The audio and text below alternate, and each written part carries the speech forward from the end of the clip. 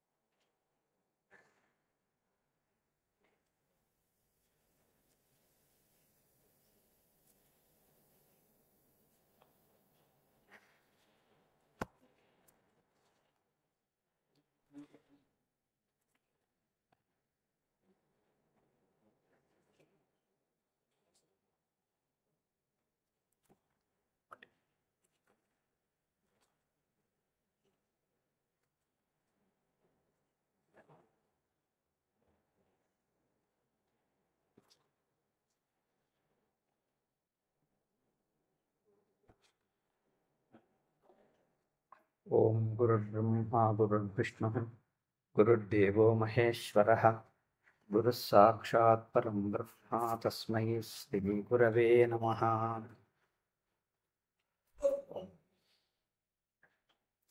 అవస్థల గురించిన పెద్ద గుర్తులు, కొండ గుర్తులు అంటారు. అంటే ఒక దారిలో ప్రయాణం చేస్తుంటే దానికి కొన్ని గుర్తులు, చిహ్నాలని చెప్తారు. ఈ గుర్తులను చూసుకుంటూ వెళ్ళండి. వాటిని కొండ గుర్తులు, పెద్ద గుర్తులు అన్నారు. అట్లాగే స్వామీజీ 5 హెగ్గుర్తుಗಳು అని ఇచ్చాడు. 5 లక్షణాలు, 5 గుర్తులు. ఒకటేమిటంటే అవస్థ వైశాల్యం. ఊరికే సంక్షేపకంగా 2 మాటల్లో చెప్పేస్తా. అవస్థ వైశాల్యం, అవస్థలను విశాలంగా చూడాలి. అంటే విశాలంగా చూడటం అంటే ప్రపంచమంతా 3 అవస్థలు మొత్తం బ్రహ్మాండాన్ని వ్యాపించి ఉన్నాయి కనుక ప్రపంచమంతా అవస్థ ఇతరులందరూ తమలోనే ఉన్నారు. అది ముఖ్యం. చూడండి, ఇప్పుడు జాగ్రత్త అవస్థలో ఉండే సమాజము, మనుష్యులు వీళ్ళకందరికీ అందరు, అవునా?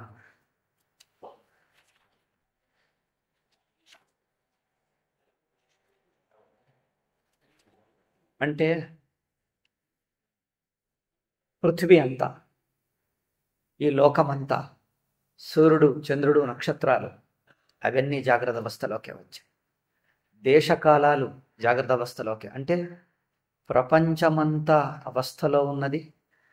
భూతకాలం, భవిష్యత్ కాలం అంతా, అనాది భూతకాలం, అనంత భవిష్యత్ కాలం అంతా జాగ్రత్తలోకే వచ్చేస్తుంది. అంతేకాదు పరలోకాలు కూడా, మనిషి పూర్వజన్మ, పరలోకాలు, మనం కిందిన జన్మలు, రాబోయే జన్మలన్నీ జాగ్రత్త అవస్థలో అని. ఎందుకంటే మనం పూర్వజన్మలోనూ ప్రపంచమును జాగ్రత్తగానే అనుభవించాం కదా. ఇప్పుడు వచ్చే జన్మ ఎత్తినా మళ్ళీ జాగ్రత్తగానే అనుభవిస్తాం. పరలోకంకు పోయిన తర్వాత అక్కడ జాగ్రత్తగానే తోస్తుంది. ఎందుకు? ఇంద్రియాలతోనే చూస్తాం లోకాలను. కనుక అది మళ్ళీ జాగ్రత్తగానే ఉంటుంది. కనుక ప్రపంచం జాగ్రత్త అవస్థలో పరలోకాలు, పునర్జన్మ, కర్మఫలం, పుణ్యం, పాపం అంతా జాగ్రత్తలోకి వచ్చేస్తుంది. అంటే జాగ్రత్త అవస్థను అంత విశాలంగా చూడాలి అని అర్థం. స్వప్న అయితే జాగ్రత్త అవస్థలో కనిపించే మనుష్యులు, మనలాంటి ఇతరులు కూడా మన అవస్థలోకి వచ్చేసారు. కనుక ఈ 5 హెగ్గుర్తుల్లో అవస్థలను మన అనుభవాలుగానే చూడాలి అనే పాయింట్ చెప్పారు. మన అవస్థలనే చూడాలి, ఇతరుల అవస్థలను కాదు అని. రెండవ హెగ్గుర్తు ఏమిటి? There is no common world అన్నాడు.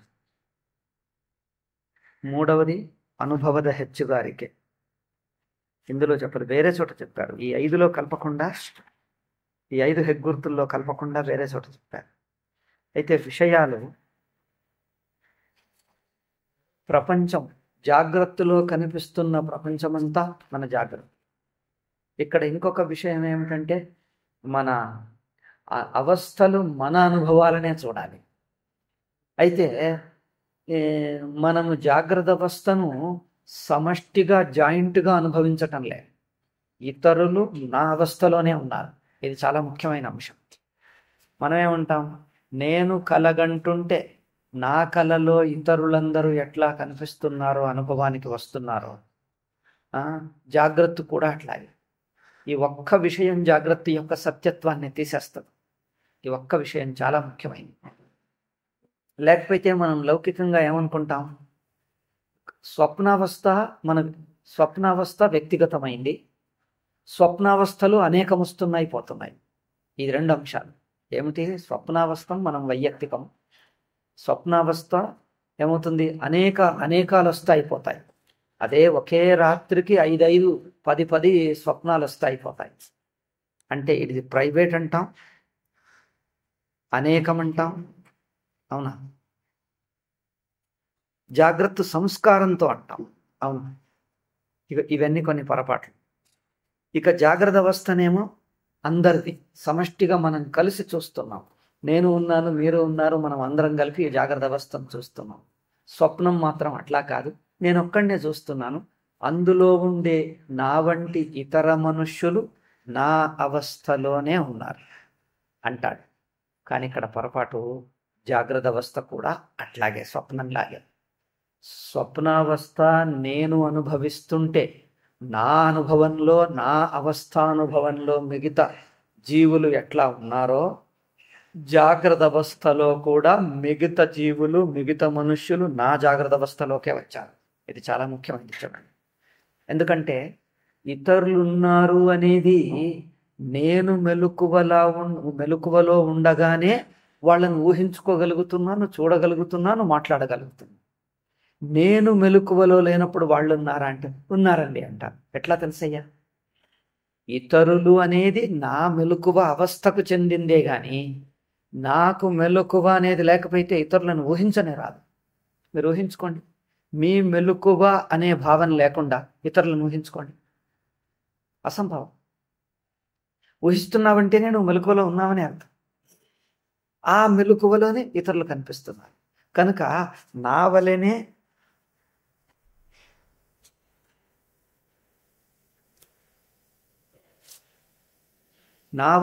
ఇతర మనుష్యులు ఉన్నారనేది, వాళ్ళు మేము కలిసి కట్టుగా జాగ్రత్తను అనుభవిస్తామంటాడు. అట్లాంటిదేం లేదు. ఎందుకంటే చూడండి, ఒక పెద్ద టేబుల్ ఉంటే ఒక్కడెత్తలేకపోతే 5, 6 కలిసి ఎత్తుతాం. ఒక్కడెత్తామని చెప్పగలమా? చెప్పలేను. ఎందుకంటే పెద్దది. 5, 6 కలిసి 10 మంది కలిసి ఎత్తుతాం. ఒక టేబుల్లో ఒక రాయో ఏదో ఒక వస్తువు. అట్లాగే జాగ్రత్త అవస్థ అంటే ఈ టేబుల్లో ఒక్కడు శక్తి సరిపోదు గనక ఆయనది కొంచెం, ఈయనది కొంచెం అందరి 2 చేతులు కలిపి 20 చేతులతో ఎత్తాం. అంటే అది ఒక జాయింట్గా, సామూహికంగా ఎత్తుతున్నాం. అట్లాగే జాగ్రత్త, మీరు కొంచెం చూసి, నేను కొంచెం చూసి, ఇంకొకళ్ళు కొంచెం చూసి, అందరూ తలా కొంచెం చూసి కలగలిపి జాగ్రత్తను చేస్తున్నామా ఏమిటి? లేకపోతే ఎవరి అనుభవం వాళ్ళకేనా? ఎవరి జాగ్రత్త అనుభవం వాళ్ళకేనా? నా జాగ్రత్త అనుభవం కొంచెం, మీది కొంచెం, రెండు కలిపి, అంటే ఇప్పుడు నా ఆకలి కొంచెం, మీ ఆకలి కొంచెం, రెండు కలిపి ఎక్కువ ఆకలి అయినట్లు అవుతుందే? మీ ఆకలి నాకు తెలియదు, నా ఆకలి మీకు తెలియదు. ఇప్పుడు మీ దృష్టి మీరు కంటితో చూస్తూ ఉంటే ఒకటి, అది మీరు చూస్తే అది మీకే కనిపిస్తుంది, నేను చూస్తే నాకే కనిపిస్తుంది. మీ చూపు నా చూపు రెండు కలిపి పెద్ద చూపు అవుతుంది. చూపులను కలపచ్చా అట్లా? అట్లాంటివి సమష్టి సాముదాయికంగా ఉండే చూపు లేదు, సాముదాయిక అనుభవాలు లేవు. సాముదాయిక అనుభవం జాగ్రత్త అనుభవం అంటామా అట్లా? అందుకోసం మనం అందరం కలిసి అంటే అందరం కలిసి టేబుల్ ఎత్తినట్లుగా అందరం మెలకువలో ఉన్నాం ఇట్లా అనొచ్చు. ఇప్పుడు మనం ఏమంటాం? అందరం కలిసి ఊరికి పోతున్నాం అంటాం. అందరం కలిసి పోతున్నామంటే వాళ్ళు పోతున్నారు, నేను పోతున్నారు, అంతేగాని వాళ్ళు కొంచెం నేను కొంచెం ఇద్దరం కలిపి పోతాము అంటారా ఏంటి?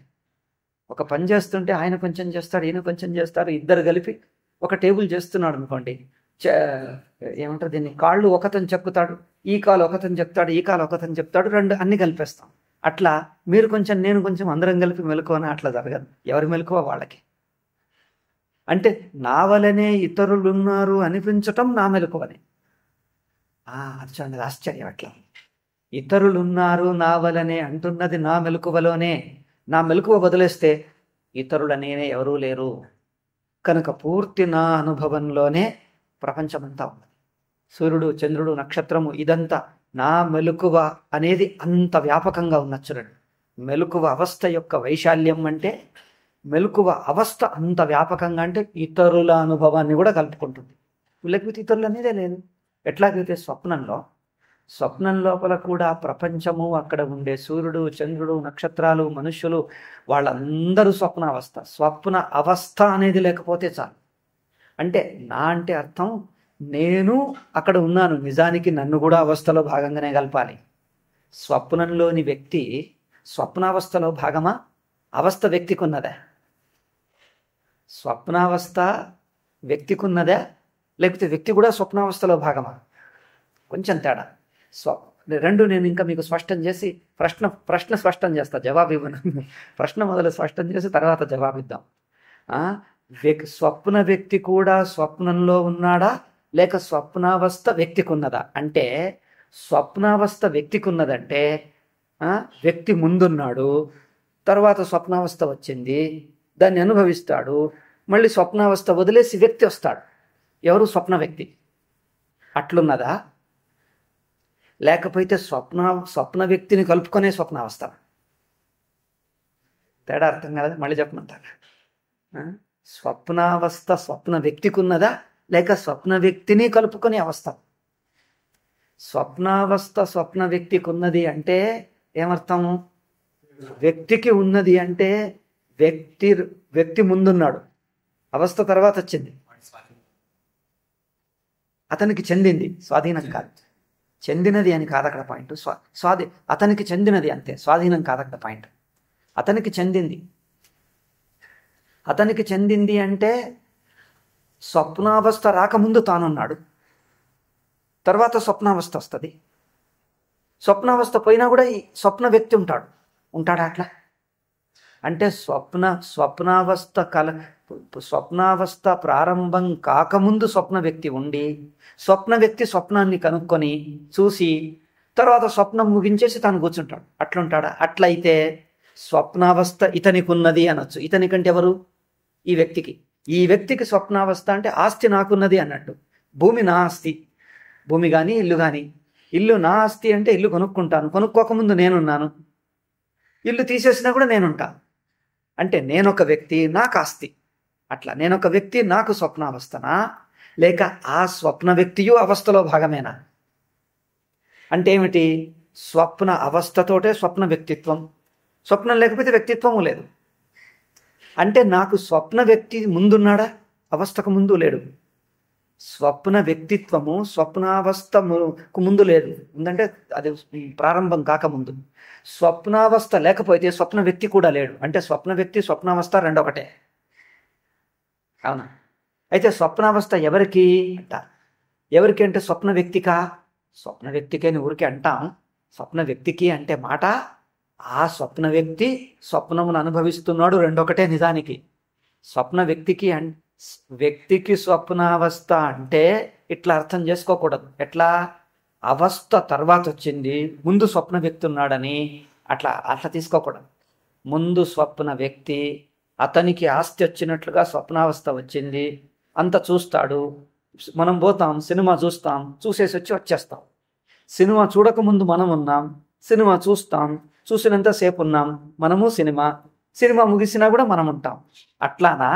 లేక ఈ చూసేవాడు అందులోనే భాగమా? స్వప్నంతో స్వప్నం చూసేవాడు, అవునా? స్వప్నం చూసేవాడు స్వప్న వ్యక్తి. స్వప్న వ్యక్తి అంటే స్వప్న ప్రమాత, స్వప్న అవస్థతోటే ఉంటుంది. స్వప్న అవస్థ లేదంటే వ్యక్తే లేడు. స్వప్న ప్రమాతను స్వప్నావస్థతోనే. అట్లాగే కదా. అట్లాగే జాగ్రత్త అవస్థ కూడా జాగ్రత్త వ్యక్తిత్వంతోనే. ఈ పాయింట్ అర్థం అవుతుంది? కన్ఫ్యూజింగ్గా ఉందా? మళ్ళీ చెప్పమంటారు? నేను ముఖాలు సీరియస్గా ఉంటే నేను దాన్ని బట్టి మార్చాల్సి వస్తుంది. అయితే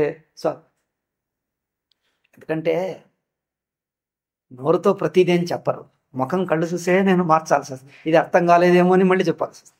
మళ్ళీ ఇంకొక ఉదాహరణ, ఇంకో ఉదాహరణ. అర్థమైతే ముందుకు వెళ్ళిపోతాం. అయితే ఇప్పుడు జాగ్రత్త చూడండి. జాగ్రత్త రాకముందు నేను జాగ్రత్త వ్యక్తిగా ఉన్నానా? ఎందుకంటే స్వప్నం లాగే చూడండి. లేక జాగ్రత్త అవస్థ అనుభవిస్తున్నప్పుడే జాగ్రత్త వ్యక్తి, స్వప్నావస్థ అనుభవిస్తున్నప్పుడే స్వప్న వ్యక్తి, స్వప్న ప్రమాత, స్వప్న వ్యక్తి అంటే స్వప్నం అనుభవిస్తున్న స్థితి. స్వప్నావస్థ అనుభవం లేకపోతే వాడు వ్యక్తిగా లేడు, సాక్షి అవుతాడు, అది వేరు. కానీ సాక్షే కానీ స్వప్న వ్యక్తిగా లేడు. స్వప్న వ్యక్తిత్వం స్వప్న అవస్థతోటే మొదలవుతుంది.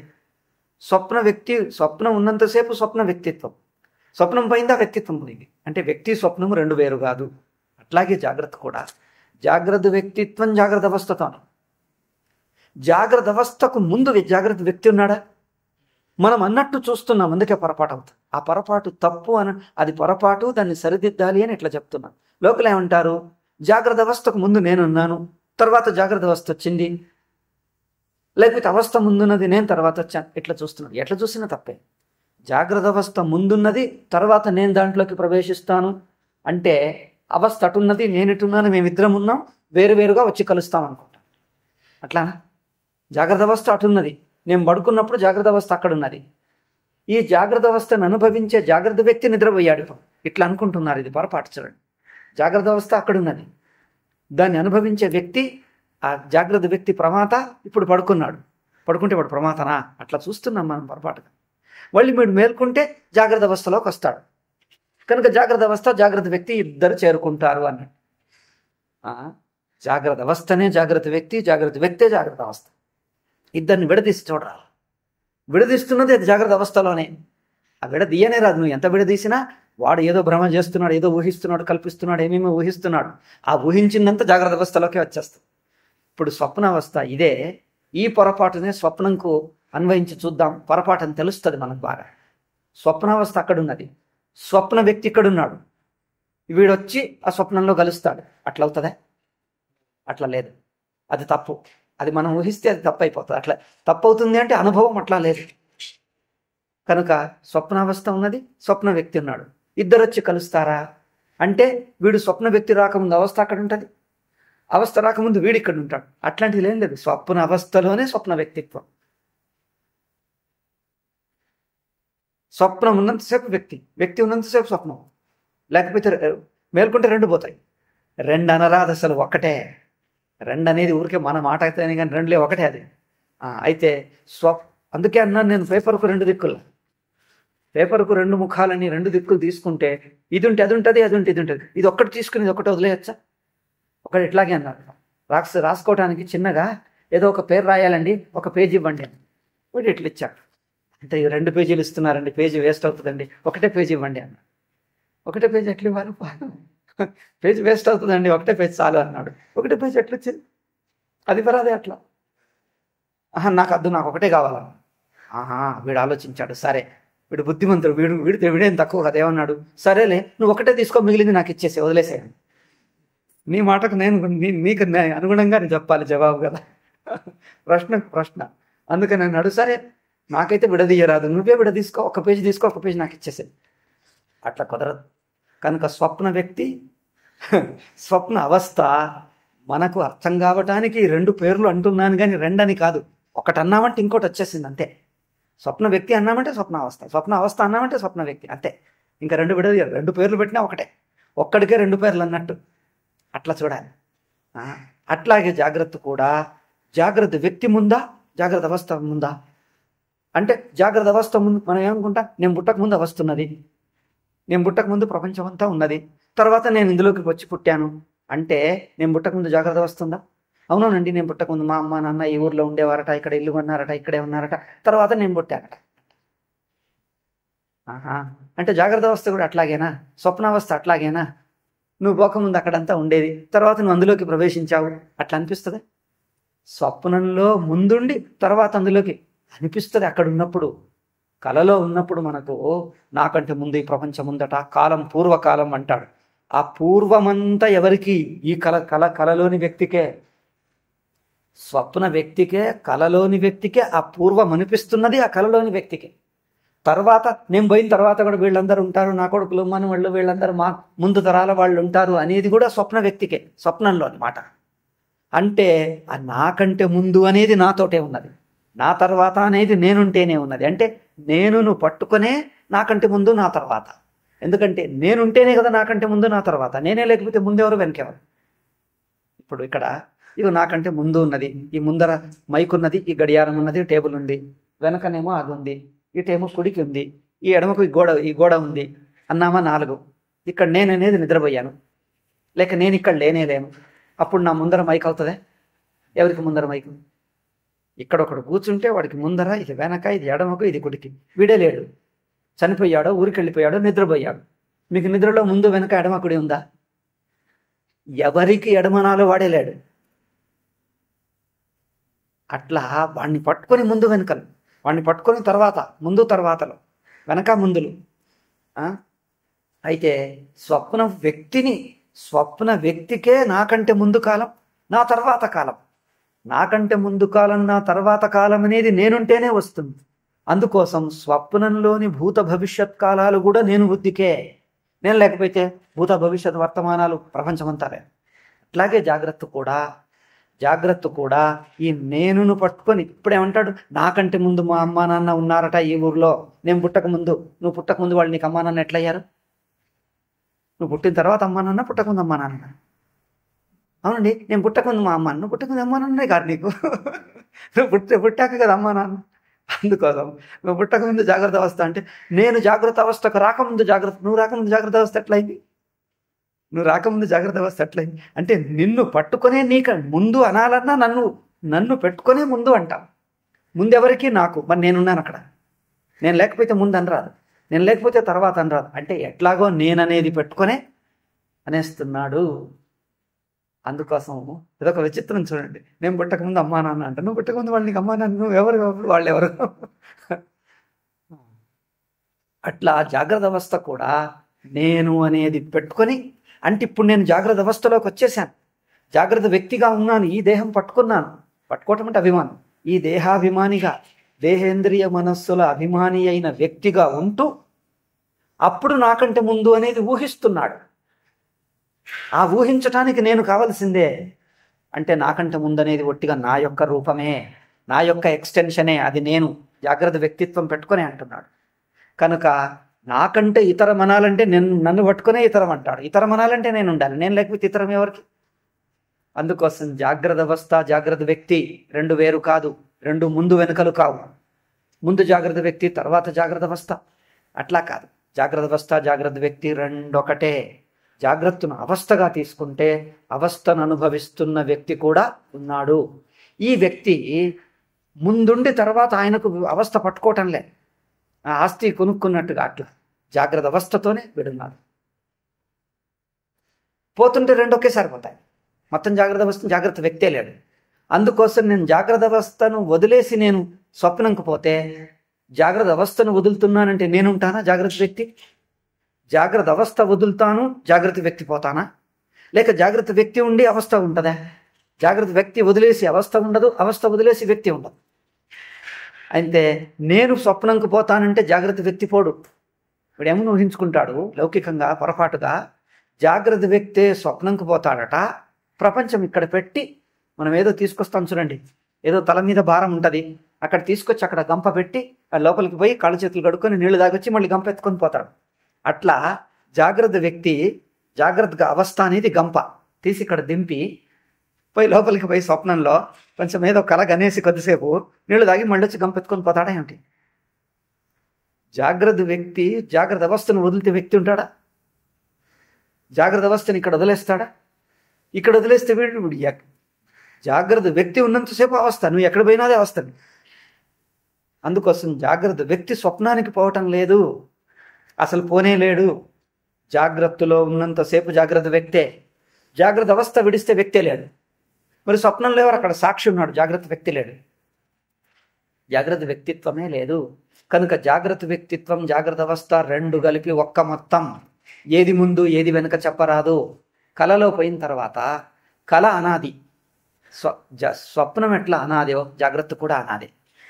స్వప్నం మొదలైంది ఎవరన్నా చూసారా? స్వప్నంలోకి పోగానే కలలోకి అందరు ఎవరో కనిపిస్తారు. అక్కడ అందరు అంటారు, ఏమయ్యా ఎంతసేపు అయింది కలకొచ్చి అంటాం. అడుగుతారా? వాళ్ళు ఎవరన్నా చెప్తారా? నువ్వెప్పుడొచ్చి? నేను ఇప్పుడే వచ్చాను. నువ్వెప్పుడు వచ్చావు అంటే, ఓ నేను వచ్చేసి ఎన్నో రోజులైందిలే, ఇక్కడే ఉన్నాను. నువ్వు ఇప్పుడిప్పుడే వచ్చావా రా అంటారు. ఎవరిని అంటారా అట్లా?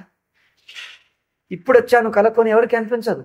ఈ ప్రపంచము నేను మాకంటే ముందు అమ్మ నాన్న ఎప్పటి నుంచో అనాది అనంతంగా ఇట్లాగే ఉన్నది అనుకుంటాడు. కళ ప్రారంభం ఎవరు చూడరాదు. ఎప్పుడు చూసినా కళలో మధ్యలో ఉన్నట్టు, మనకంటే ముందు కాలం గడిచినట్టు, రాబోయే కాలం ఉన్నట్టు, ఎప్పుడు చూసినా మధ్యలో ఉన్నట్టు ఉంటాం కాలంలో. ఎప్పుడు చూసినా ఇట్లాగే ఉంటుంది. ఒక చక్రం ఉన్నదనుకోండి, ఒక చక్రం లేక ఒక పూసల మాల, ఏ పూస తీసుకున్నా దానికి ఒకటి వెనకదున్నది, దానికి ఒకటి ముందున్నది. అవునా? దానికో వెనక దానికో ఏదన్నా తీసుకో, ఒక వెనకొటి ఒకటి ఉంది, ఎక్కడన్నా తీసుకో. ఏదైనా స్టార్టింగ్ అనేది ఇది ఫస్ట్ అని అనొచ్చా? ఇప్పుడు మాలను చుట్ట మాలగా ఉన్నదాన్ని తెంపేస్తే ఇది మొదటి పూస అనొచ్చు, ఇది మొదటి మణి అనొచ్చు. కానీ దాన్ని కట్టిన తర్వాత మాలలాగా అందులో మొదటి మాల ఏది, మొదటి పూస ఏది? మొదటి అనేది ఉండదు. ఏది తీసుకున్నా దానికో వెనక దానికొకటి ముందు. నువ్వు కళలో ఎప్పుడు చూసినా కొంత నాకంటే ముందు కాలం కొంత గడిచినట్లు, నాకంటే ముందు కాలం గడవబోతున్నట్టు, నాకంటే ముందు ప్రపంచం ఉన్నది, మనుషులు, చుట్టాలు, బంధువులు, నాకంటే వయస్సు మళ్ళిన వాళ్ళు ఉన్నారు, నా తర్వాత వచ్చేవాళ్ళు ఉన్నారు. అవునా?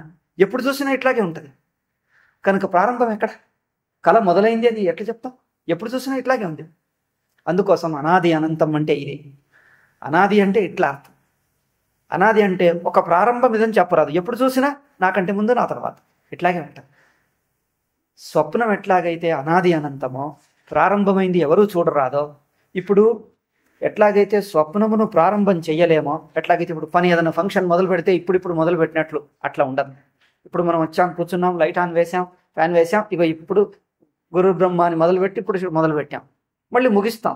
అట్లా స్వప్నం ఇక మొదలు పెడుతున్నాం, స్విచ్ ఆన్ చేసి స్వప్నం మొదలు పెడతామా? ఎవరు వేయాలి స్విచ్ ఆన్? వీడు స్వప్నంలో భాగంగానే ఉన్నాడు, వీడు స్వప్నంలో భాగంగా ఉన్నాడు. అందుకోసం స్వప్నము మొదలు అని చెప్పరాదు. ఎప్పుడు చూసినా ఇప్పుడున్నామే ఇట్లాగే ఉంటుంది, ఎప్పుడు చూసినా ఇప్పుడు ఉన్నట్టే ఉంటుంది. ప్రారంభం చెప్పనే రాదు. ఇట్లాగే సాగుతుంది, పోనీ ముగిసిపోతుందా స్వప్నం? ఇక చాలాసేపు అయిందిలే కలగని, ఇక పోదాంలే, మూసేసిపోదాం మనం అంటారా?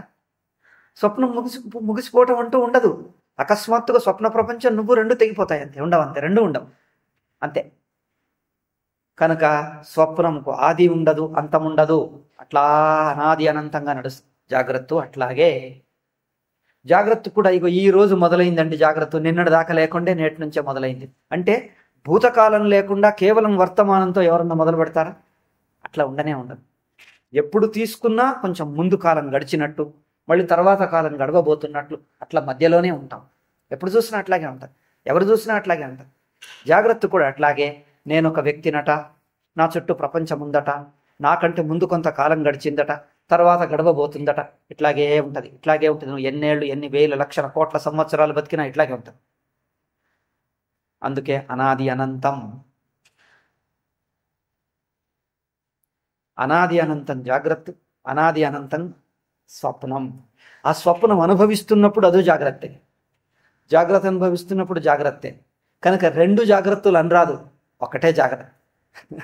దాని రెండు అనేది మళ్ళీ ఇక్కడికి వచ్చాక రెండు అని అంటున్నావు. రెండెట్లా? రెండు జాగ్రత్తలు ఊహించుకొనొచ్చా? ఉం? రెండు జాగ్రత్తలు ఎవరన్నా ఊహించుకొనొచ్చా? నేను ఒక్క మనిషిని, రెండు జన్మలు ఒకేసారి అనుభవించవచ్చా? కింది జన్మ ఈ జన్మ రెండు ఒకేసారి అనుభవించు. అదెట్లనయ్యా? రెండు జన్మలు ఒకేసారి కాదు, అట్లా ఒకటి తర్వాత ఒకటే ఉండాలి. కానీ కనుక రెండు జాగ్రత్తలు ఎట్లుంటాయి? ఒక జాగ్రత్త అయిపోతే ఇంకొకటి వస్తుంది, రెండు అనేది ఉండదు. అంటే ఇంకొకటి అనిపించటం ఈ జాగ్రత్త యొక్క ఊహనే. ఇదే జాగ్రత్తలో జరుగుతున్న ఊహకు ఇంకొకటి అన్నాం అంతే. ఇంకొకటి అనేది ఏం లేదు, ఇదే ఊహ, ఈ జాగ్రత్త ఊహనే ఇంకొకటి అని పేరు పెట్టాం అంతే. అందుకోసం ఒక్క జాగ్రత్త ముగిస్తే ఇంకొకటి ఊహించగలం, అదే జాగలో రావాలి కదా.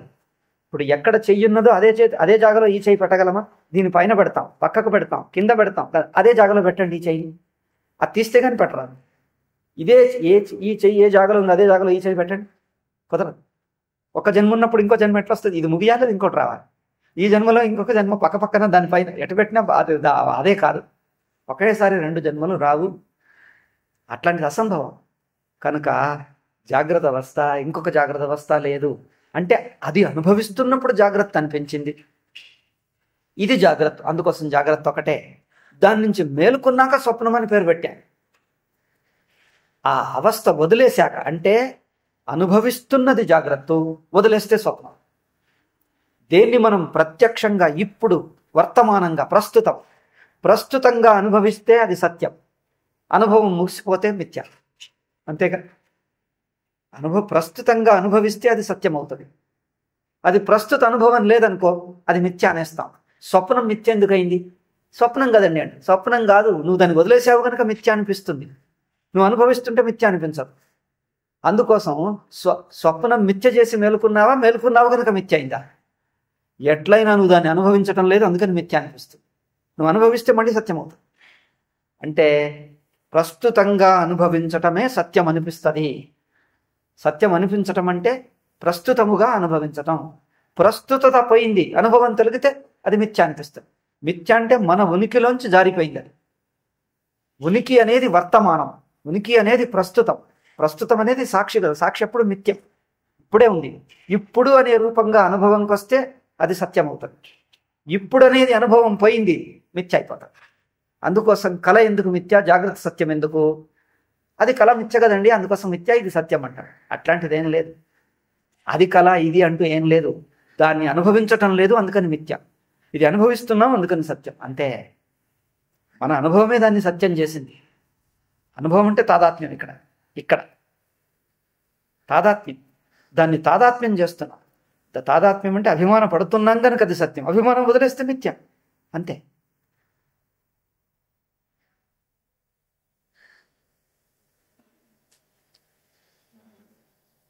కనుక జాగ్రత్త కూడా అట్లాగే అనాది అనంతం.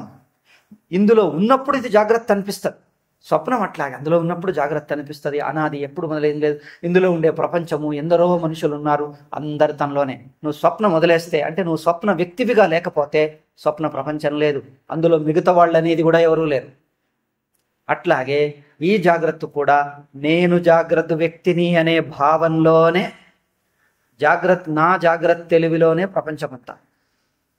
జాగ్రత్త తెలివికి బయట ఎవరూ లేరు. ఊహించుకోరాదు. ఎంత ఊహించుకున్నా నన్ను వ్యక్తిగా పెట్టుకునే ప్రపంచం. అందుకోసం అవస్థ వైశాల్యం ఎట్లా చూడాలి? జాగ్రత్త అవస్థ అంతా జాగ్రత్త ప్రపంచాన్ని వ్యాపించి ఉన్నది. జాగ్రత్త ప్రపంచం అంతా జాగ్రత్త అవస్థ తెలివిలోనే తోస్తున్నది. స్వప్న ప్రపంచమంతా స్వప్నావస్థ తెలివిలోనే తోస్తున్నది. సుషుప్తిలోనైతే ఏ ప్రపంచమో లేదు. ప్రపంచం లేదు కనుక వ్యక్తి లేడు. అక్కడ ప్రపంచం లేదు, వ్యక్తిత్వం లేదు. అక్కడ వ్యక్తి అనుభవము అంటే అనుభవిస్తున్నవాడు, అనుభవించబడేది రెండు లేవు, ఒకటే ఉంది. అవస్థను అనుభవిస్తున్నవాడు రెండు లేవు, ఒకటి అంతా అనుభవం ఒకటే అయిపోయింది. ఇది అవస్థల వైశాల్యం తెలుసుకోవటం. రెండవ అంశం ఏమిటి? ಎಚ್ಚರ ಕನಸುಗಳಲ್ಲಿ ತೋರುವ ಪ್ರಪಂಚವು ఆయా అవస్థಗೆ కట్టుబిద్దిదే. అంటే జాగ్రత్త ప్రపంచము స్వప్నంలో కొనసాగదు, స్వప్న ప్రపంచం జాగ్రత్తకు కొనసాగదు. అంటే ఎక్కడిదక్కడికే. ఈ ప్రపంచము ఈ దేశకాలంలో ఈ వ్యక్తికే తోస్తుంది. జాగ్రత్త ప్రపంచం జాగ్రత్త దేశకాలంలో అంటే ఈ పెన్నును ఈ దేశంలో ఈ కాలంలో ఉంచే చూస్తాం. ఈ దేశకాలం నుంచి విడదీస్తే పెన్ను బతకదు, పెన్నే ఉండదు.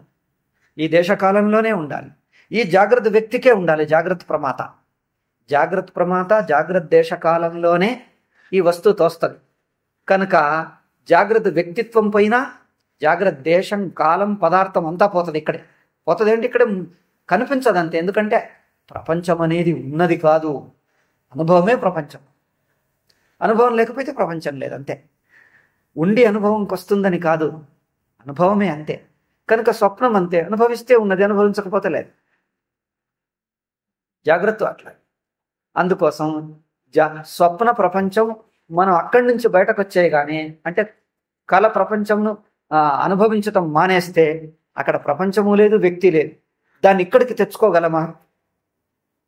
స్వప్నంలో ఏవేవో మంచి మంచి వస్తువులు కనిపిస్తాయి కదా. ఒక్కొక్కసారి ఏదో బంగారమో ఏదో కనిపించవచ్చు. కొంచెం ఇంత చిన్న బంగారం అన్న ఎవరు చూడకుండా తీసుకొచ్చేసే, కొంచెమన్నా తీసుకురాగలమా? మీరు తీసి ఏ జేబులో పెట్టుకుంటారో జేబే మాయమైపోతుంది. అవునా? ఆ జేబు, ఆ శరీరము అదే మాయమైపోతుంది. ఎక్కడి నుంచి తేవాలి? అట్లా ఈ జాగ్రత్త అంతే. ఈ జాగ్రత్తలో ఉండే ఆస్తి, వస్తువులు ఈ జేబులో పెట్టుకొని మీరు స్వప్నంకు తీసుకుపోదామంటే ఎట్లా? పోనీ జాగ్రత్తకు స్వప్నంకు మధ్యలో ఒక ద్వారం ఉందా? ద్వారం కనిపెట్టండి. అవునా? ఎవ్వరు చూడకుండా సొరంగ మార్గం. జాగ్రత్త నుంచి స్వప్నానికి సొరంగ మార్గం ఎక్కడుంది? జాగ్రత్త ఉన్నంతసేపు స్వప్నం లేదు, స్వప్నం ఉన్నంతసేపు జాగ్రత్త లేదు. ఈ రెండిటికి సొరంగమే అసంభవం. అసలు రెండు అనేది అని రాదు. అది ఉన్నప్పుడు ఇది లేదు, ఇది ఉన్నప్పుడు అది లేదు. రెండిటికి కనెక్షన్ ఎట్లా? పెట్టనే రాదు. అందుకోసం ఆయా ప్రపంచాలు జాగ్రత్తలో అనుభవిస్తున్నంతసేపు మీకు కనిపించే ప్రపంచమంతా జాగ్రత్తకే కట్టుబడింది. అంటే జాగ్రత్తలో ఉన్నప్పటి భూతకాలం అంతా జాగ్రత్తకే చెందింది. జాగ్రత్తలో ఉన్నప్పటి భవిష్యత్తు కాలమంతా, కాలము ప్రపంచము అంతా జాగ్రత్త అవస్థకే చెందింది. ఇంకో విషయం చెప్పనా?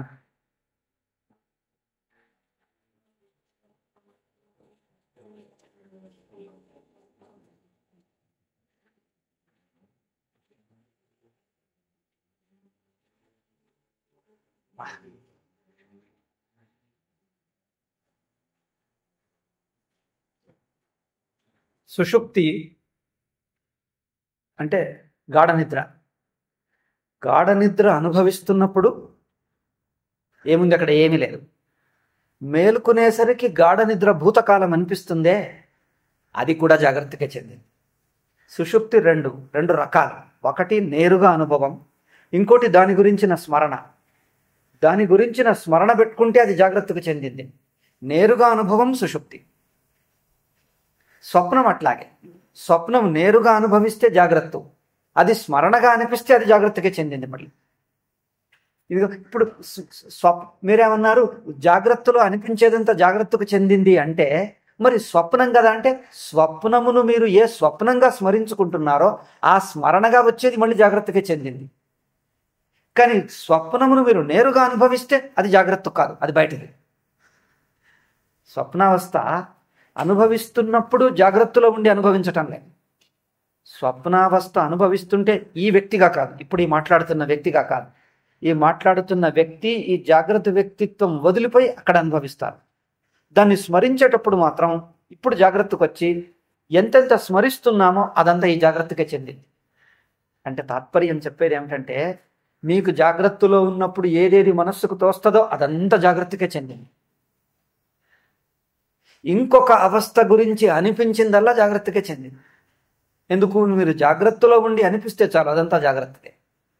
అందుకోసం సుషుప్తి గురించి స్మరణ, సుషుప్తి అనుభవం, సుషుప్తి స్మరణ రెండు తీసుకుంటే, స్మరణనేమో జాగ్రత్త అవస్థకు చెందింది, సుషుప్తి అనుభవం మాత్రం జాగ్రత్తకు సంబంధం లేదు, అది స్వతంత్రంగా ఉంది. అట్లా అలాగే స్వప్నం గురించి కూడా అది అనుభవిస్తుంటే జాగ్రత్త, స్మరించుకుంటే అది జాగ్రత్తకు చెందింది. అందుకోసం జాగ్రత్తలో ఉన్నప్పుడు జాగ్రత్త మనస్సుకు ఏదేది తడతదో అదంతా జాగ్రత్తే.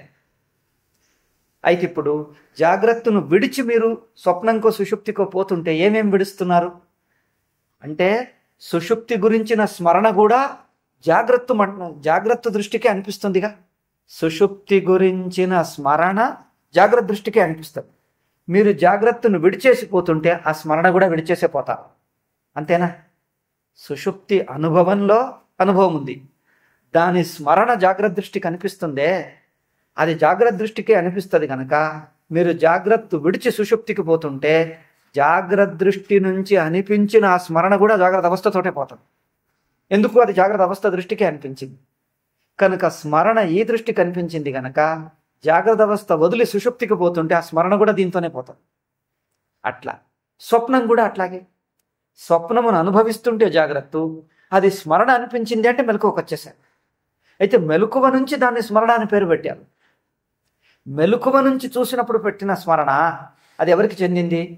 జాగ్రత్తకు చెందింది. ఒక ఉదాహరణ చెప్తే మీకు అర్థమవుతుందేమో. ఆకాశం దూరం నుంచి చూస్తే కిందికి దిగి భూమితో కలుస్తున్నట్లు దాన్ని క్షితిజ రేఖ అంటారు. అంతేనా? మీరేమంటారు? క్షితిజ రేఖ, భూమి ఆకాశాలు కలుస్తున్న రేఖ. ఈ కలుస్తున్న రేఖ మనకి ఇక్కడి నుంచి భూమి కిందికి పోయి అక్కడ దూరంలో భూమితో కలుస్తున్నది అనిపిస్తాయి. అయితే అది ఏ ఊర్లో అంటే అది ఏదో ఊరున్నదండి అక్కడ కలుస్తున్నది అంటారు. ఆ ఊర్లో ఉండే వాళ్లకు ఆ భూమి అక్కడ వచ్చి కలుస్తున్నది కనిపిస్తుందే? ఆ ఆకాశము భూమిని కలుస్తున్నట్లు కనిపించేది ఇక్కడి వాడికే కానీ అక్కడి వాడికి లేదు. అయితే ఎవరికి కనిపిస్తున్నదో అది వాడికి చెందిందే, ఇక్కడి నుంచే కనిపిస్తుంది. ఇంకొక ఉదాహరణ తీసుకోండి. విమానం ఇంత చిన్నగా పక్షిలాగా జానడంత కనిపిస్తే జానడంత విమానం అందులో కూర్చున్న వాళ్ళకు ఉన్నదే? అతను అన్నాడు, ఒక వ్యక్తి, ఇగో మొన్న నేను ఈ విమానంలోనే పోయి వచ్చానండి ఢిల్లీకి అన్నాడు. అతను అంటాడు, మరి ఈ విమానం ఇంత జానడున్నదే, అక్కడికి అంత జానున్నదే, దాంట్లో నువ్వు ఎట్లా కూర్చున్నావు అంటాడు. వాడు ఏం చెప్పను? ఇంత జానుడే ఉన్నదయ్యా, నువ్వు అందులో ఎట్లా కూర్చున్నావు, నువ్వు చిన్నగా అయిపోయావా? ఏమని చెప్పాలి? నువ్వు చిన్నగా అయిపోయావు. అది అట్లా అనిపిస్తుందయ్యా అంతే, అది చిన్నది కాదు పెద్దగా ఉంది అంటాడు. లేకపోతే కాదంటాడు, నా కళ్ళకు కనిపిస్తుంటే నువ్వు చిన్నది కాదంటావు, ఇగో నా కళ్ళారా చూస్తున్నాను, అందుకోసం నువ్వు అబద్ధం చెప్తే నేను ఒప్ప, కళ్ళారా చూస్తున్నా చిన్నదే, చెప్పు నువ్వు అందులో ఎట్లా కూర్చున్నావు, నువ్వు చిన్నదయ్యావా ఏమయ్యావు చెప్పు, ఎట్లా చెప్పొస్తుంది? వీడికి ఇక్కడి నుంచి చిన్నగా కనిపిస్తున్నదే కానీ అక్కడ కూర్చున్న వాళ్ళకి అంతే పెద్దది. అయితే రెండున్నాయి, విమానం ఉండటం ఒకటి, ఇక్కడ భూమి మీద నిలబడి చూస్తున్న వాడికి కనిపించేది ఒకటి. అంటే అదే ఇదిగా కనిపిస్తున్నది పొరపాటే. ఇక్కడి నుంచి కనిపిస్తున్న చిన్న విమానం ఈ దృష్టికి చెందిందే కానీ దానికి చెందింది కాదు. దానికి చెందింది కాదు అని ఒక దృష్ట్యా అనొచ్చు, ఇంకో దృష్ట్యా చూస్తే ఈ చిన్నది అనిపించేది ఆ పెద్దదే, దానికంటే వేరుగా లేదు అనేది ఇంకో దృష్ట్యా చెప్పచ్చు. అవునా? ఆ పెద్ద విమానం దృష్ట్యా చూస్తే ఈ చిన్నది వేరుగా లేదు అనొచ్చు. లేక ఈ దృష్ట్యా చూస్తే ఏమిటంటే చిన్నదిగా అనిపించటం ఇక్కడ ఉండేవాడికి కనుక ఈ దృష్టికి చెందిందే కానీ పెద్ద విమానానికి చెందింది కాదు. ఆ దృష్టికి లేదది, ఆ చిన్నది లేనే లేదు అక్కడ. అట్లాగే స్వప్నము మనకు స్వప్నంగా అనిపిస్తే, భూతకాలంగా అనిపిస్తే అది జాగ్రత్త దృష్టికి చెందింది. స్వప్నము తానుగా అనుభవిస్తుంటే అది భూతకాలం కాదు, అది స్వప్నము కాదు, అది జాగ్రత్త, అది వర్తమానం అనుభవిస్తున్నది. అయితే స్వప్నమును రెండు దిక్కుల్లో రెండు రకాలుగా చూస్తున్నాం. ఒకటి అనుభవం, ఒకటి అనుభవం అయిపోయిన తర్వాత ఇంకొకరి దృష్టి జాగ్రత్త దృష్టి. అయితే దీంతో ఏమని తేలింది? జాగ్రత్తలో కనిపిస్తున్న ప్రపంచమంతా జాగ్రత్తకు చెందింది. అంతేకాకుండా స్వప్నం గురించి మనకు ఏమనిపిస్తుందో జాగ్రత్త దృష్టికి ఆ అనిపించటం కూడా జాగ్రత్తకే చెందింది. సుషుప్తి గురించి అనిపించింది కూడా జాగ్రత్తకే చెందింది. కానీ ఆ అనుభవం నేరుగా మాత్రం జాగ్రత్తకి చెందదు, జాగ్రత్తకి బయట ఉన్నది. సుషుప్తి అనుభవం జాగ్రత్తకు బయట, స్వప్న అనుభవం జాగ్రత్తకు బయట, అది అనిపించటం జాగ్రత్త దృష్టికి. అయితే జాగ్రత్తలో ఉన్నప్పుడు ఏమేమి అనిపిస్తుందో, ఏమేమి తోస్తుందో, ఏమేమి అనుభవంకి వస్తుందో అదంతా జాగ్రత్త అవస్థకు చెందిందే. జాగ్రత్త వదులుతున్నామంటే ఇదంతా వదిలేస్తున్నాం. ఈ దృష్టికి అనిపించింది, కనిపించింది, తోచింది అంతా వదిలేస్తాం మొత్తం. కనుక ఆయా ప్రపంచాలు ఆయా అవస్థకే కట్టుబడి ఉన్నాయి. అవస్థ కానీ అవస్థలోని వ్యక్తులు కానీ, అంటే జాగ్రత్త వ్యక్తి స్వప్నంకు పోవడం, స్వప్న వ్యక్తి జాగ్రత్తకు పోవడం. వ్యక్తులు వేరు సుమా, వ్యక్తులు వేరు. ఇప్పుడు ఒక వ్యక్తి ఏదో సినిమా చూస్తున్నాడు, లేక ఏదో పుస్తకం చదువుతున్నాడు, కథ చదువుతుంటే అందులో మునిగిపోతాడు. బయటి ప్రపంచ స్పృహనే ఉండదు వాడికి. అవునా? బయట ఎవరో మాట్లాడుతున్నారు, ఏమీ వాడికి ఉండదు, అందులోనే కథలో ఉంటాడు, తనలో తాను నవ్వుకుంటాడు, అందులోనే ఉంటాడు. బయటి వ్యక్తి పిలిచినా వాడికి తెలియదు, తర్వాత దగ్గరకు వచ్చి గట్టిగా పిలిస్తే అప్పుడు బయటకు వస్తాడు. కథలోంచి బయటకు వస్తే ఆ కథలోంచి బయటకు వస్తే ఆ కథను ఇప్పుడు స్మరించుకుంటాడు. అంటే అర్థం ఏమిటి? ఆ కథలో మునిగిన వ్యక్తి ఈ జాగ్రత్తకు మళ్ళీ ఈ ప్రపంచంకి వచ్చిన వ్యక్తి ఒకడే, వాడే వేడు. కానీ ఇట్లా కాకుండా స్వప్నమును అనుభవించిన వ్యక్తే జాగ్రత్త అనుభవించడానికి రాలే. స్వప్న వ్యక్తిత్వం తీసేసి జాగ్రత్తకు వస్తాడు. స్వప్న ప్రపంచం ఎట్లా తొలగిస్తాడో స్వప్న వ్యక్తిత్వం కూడా బాధితం చేసి మిథ్య చేసి మేల్కొంటాడు. స్వప్న వ్యక్తిత్వం పెట్టుకొని వస్తాడా జాగ్రత్తకు? రాడు. స్వప్న ప్రపంచం ఎట్లా తీసేస్తాడో, స్వప్న ప్రపంచం తీసేయడం అంటే మిథ్య, అది లేదు అనిపించిందే గాని నిజంగా లేదు అని గ్రహించేస్తాడు. అప్పుడుండే ఇప్పుడు లేదు అనడు, అప్పుడు లేదు ఇప్పుడు లేదు, ఊరికి అనిపించింది లేనే లేదు అంటాడు. ఎప్పుడూ లేకుండే. స్వప్న ప్రపంచం ఎట్లాగైతే ఎప్పుడూ లేకుండే అంటాడో,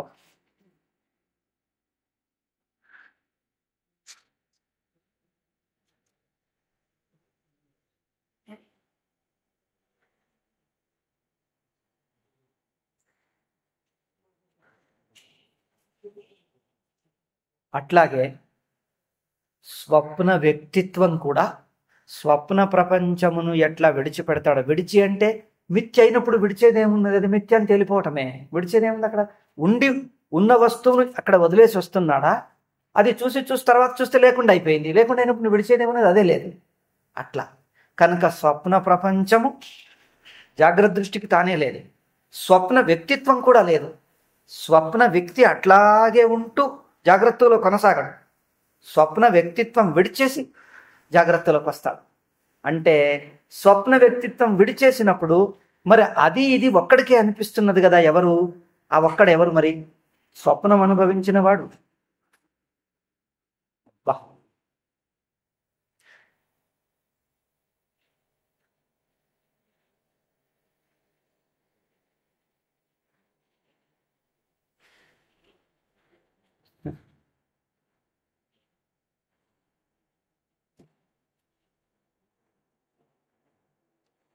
స్వప్నం అనుభవించిన వ్యక్తి అదే వ్యక్తి జాగ్రత్త అనుభవిస్తున్నాడా? జాగ్రత్త వ్యక్తి వీడే స్వప్నంకి పోతున్నాడా? అయినా ఈ వ్యక్తి అక్కడికి పోవటంలే, ఆ వ్యక్తి ఇక్కడికి రావటంలే. ఎందుకంటే జాగ్రత్త వ్యక్తి జాగ్రత్త అవస్థకు చెందినవాడు గనుక జాగ్రత్త ప్రపంచం ఎట్లాగైతే విడిచేస్తున్నాడో జాగ్రత్త వ్యక్తిత్వము విడిచేస్తున్నాడు. స్వప్న ప్రపంచము నుంచి ఇటొచ్చేటప్పుడు స్వప్నమును ఎట్లా విడుస్తున్నాడో స్వప్న ప్రపంచమును స్వప్న వ్యక్తిత్వమును విడిచేస్తున్నాడు. మరి అయితే ఈ రెండు నాకే అనిపిస్తున్నాయి కదా. ఆ నా ఎవరు? ఆ నేను ఎవరు? వ్యక్తి అయితే కాదు. వ్యక్తి స్థాయిలో అంటే దేహేంద్రియ మనస్సుల జాగ్రత్త దేహేంద్రియ మనస్సులను అభిమానపడుతున్న వ్యక్తి కాదు. స్వప్న అంటే స్వప్నావస్థలో ఉన్నప్పుడు వాడికి స్వప్న ప్రపంచమే తెలుస్తుంది. జాగ్రత్త ప్రపంచం వాడు జ్ఞాపకం చేసుకోగలడా? స్వప్న వ్యక్తికి జాగ్రత్త ప్రపంచం జ్ఞాపకం రాదు. ఎందుకు? జాగ్రత్త ప్రపంచం వాడికి లేనే లేదు. స్వప్న వ్యక్తి స్వప్న ప్రపంచమే చూస్తాడు, జాగ్రత్త ప్రపంచం చూడలేడు. కానీ ఇప్పుడు మనకు రెండు అనిపిస్తున్నాయి. మరి రెండు అనిపిస్తుంటే అదే వ్యక్తి ఎట్లా అవుతాడు? ఆ వ్యక్తి ఆ అవస్థకే కట్టుబడ్డాడు. కానీ ఇప్పుడు మనలో ఒక అనుభవం ఉన్నది, అది పోయింది. స్వప్నం పోయింది అయినా జాగ్రత్త తెలుస్తుంది, జాగ్రత్త పోయింది అయినా స్వప్నం తెలుస్తుంది. రెండిటిని చూస్తున్నాను అనేది ఒకటి ఉంది మనలో అనుభవం. అది జాగ్రత్త వ్యక్తి స్వప్నం వ్యక్తి కాకుండా ఉన్నటువంటి ఒక లోతైన అనుభవం. అది సాక్షి. అవునా? ఎందుకంటే జాగ్రత్త వ్యక్తికి జాగ్రత్త ఇంద్రియాలు జాగ్రత్త మనస్సుతో జాగ్రత్త ప్రపంచమే. ఇప్పుడు జాగ్రత్త వ్యక్తి స్వప్నం అనుభవించినప్పుడు జాగ్రత్తగా ఉండే కదా, దాన్ని జాగ్రత్తగా ఇప్పుడు చూడగలడా? జాగ్రత్త వ్యక్తి స్వప్నమును జాగ్రత్తగా చూడగలడా? మళ్ళీ చెప్తాను. జాగ్రత్త వ్యక్తి స్వప్నమును స్మరించుకుంటున్నాడు, కానీ స్వప్నము ఎట్లా అనుభవించాడో జాగ్రత్తగా అట్లా చూడగలడా? ఇప్పుడు చూడరాదు. ఎందుకు? ఈ వ్యక్తి అక్కడ పోతే చూస్తాడు, ఈ వ్యక్తి అక్కడికి పోడు. ఈ వ్యక్తి ఇక్కడే ఉంటాడు, ఇక్కడే పుట్టాడంటే దీనికి చెందినవాడు. పుట్టాడు అని రాదు, ఎందుకంటే వాడికి పుట్టుకలేదు. ఈ అవస్థతో పాటు అవస్థకు ఎట్లా పుట్టుకలేదో వ్యక్తికి పుట్టుకలేదు. అవస్థకు ఆది లేదు, ఆది ఎవరూ చూడలేదు. కనుక స్వప్నావస్థ ప్రారంభమవుతున్నది ఎవరెట్లా చూడలేదో ఎవరు చూడాలి? స్వప్నావస్థ ప్రారంభమవుతున్నది స్వప్న వ్యక్తితోనే.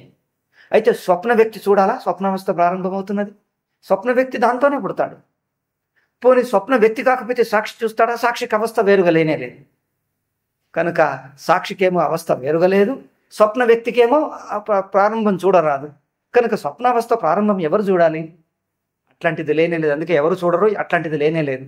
అందుకే స్వప్న వ్యక్తి స్వప్నావస్థకు చెందినవాడు, జాగ్రత్త వ్యక్తి జాగ్రత్త అవస్థకు చెందినవాడు. జాగ్రత్త వ్యక్తి స్వప్నము అనుభవించరాదు, అనుభవంగా అనుభవించరాదు. అది చూసుకోండి. స్వప్న వ్యక్తి జాగ్రత్త అవస్థను అనుభవించరాదు, జాగ్రత్త పదార్థాలను చూడరాదు. స్వప్న ఇంద్రియాలకు జాగ్రత్త ప్రపంచం కనిపించదు, జాగ్రత్త ఇంద్రియాలకు స్వప్న ప్రపంచం కనిపించదు. కనిపిస్తుందే?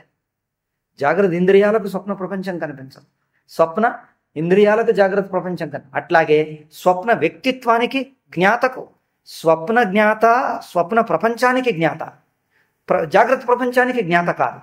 స్వప్న ప్రపంచపు జ్ఞేయమును వదిలేస్తే వాడి జ్ఞాతృత్వం వదిలిపోతుంది, స్వప్న జ్ఞాతృత్వం వదిలిపోతుంది. అట్లాగే జాగ్రత్త జ్ఞేయ ప్రపంచమును చూసేది జాగ్రత్త జ్ఞాత, జాగ్రత్త జ్ఞేయం వదిలేస్తే వీడు జ్ఞాతృత్వం వదిలేస్తాడు, జాగ్రత్త వ్యక్తిత్వం వదిలేస్తాడు. అందుకోసం ఈ వ్యక్తి అక్కడికి పోడు, ఆ వ్యక్తి ఇక్కడికి రాడు. అయినా ఈ రెండు నాకే అనిపిస్తున్నాయే. ఆ నేను ఎవరు? ఆ నేను జాగ్రత్త వ్యక్తి కాకుండా స్వప్న వ్యక్తి కాకుండా ఈ రెండు వ్యక్తిత్వాలకు అతీతమైంది. ఇది గ్రహించక లౌకికులు ఏం పొరపడుతున్నారు? జాగ్రత్త వ్యక్తి పోయి స్వప్నం అనుభవించి వచ్చాడు అనుకుంటారు. అది పొరపాటు. ఆ పొరపాటు సరిదిద్దడానికి ఇంత చెప్పాల్సి వచ్చింది. అంటే సాక్షే స్వప్న సందర్భంలో స్వప్న వ్యక్తిత్వం ధరించి స్వప్నం చూస్తాడు, అదే సాక్షి జాగ్రత్త వ్యక్తిత్వం ధరించి జాగ్రత్త చూస్తాడు.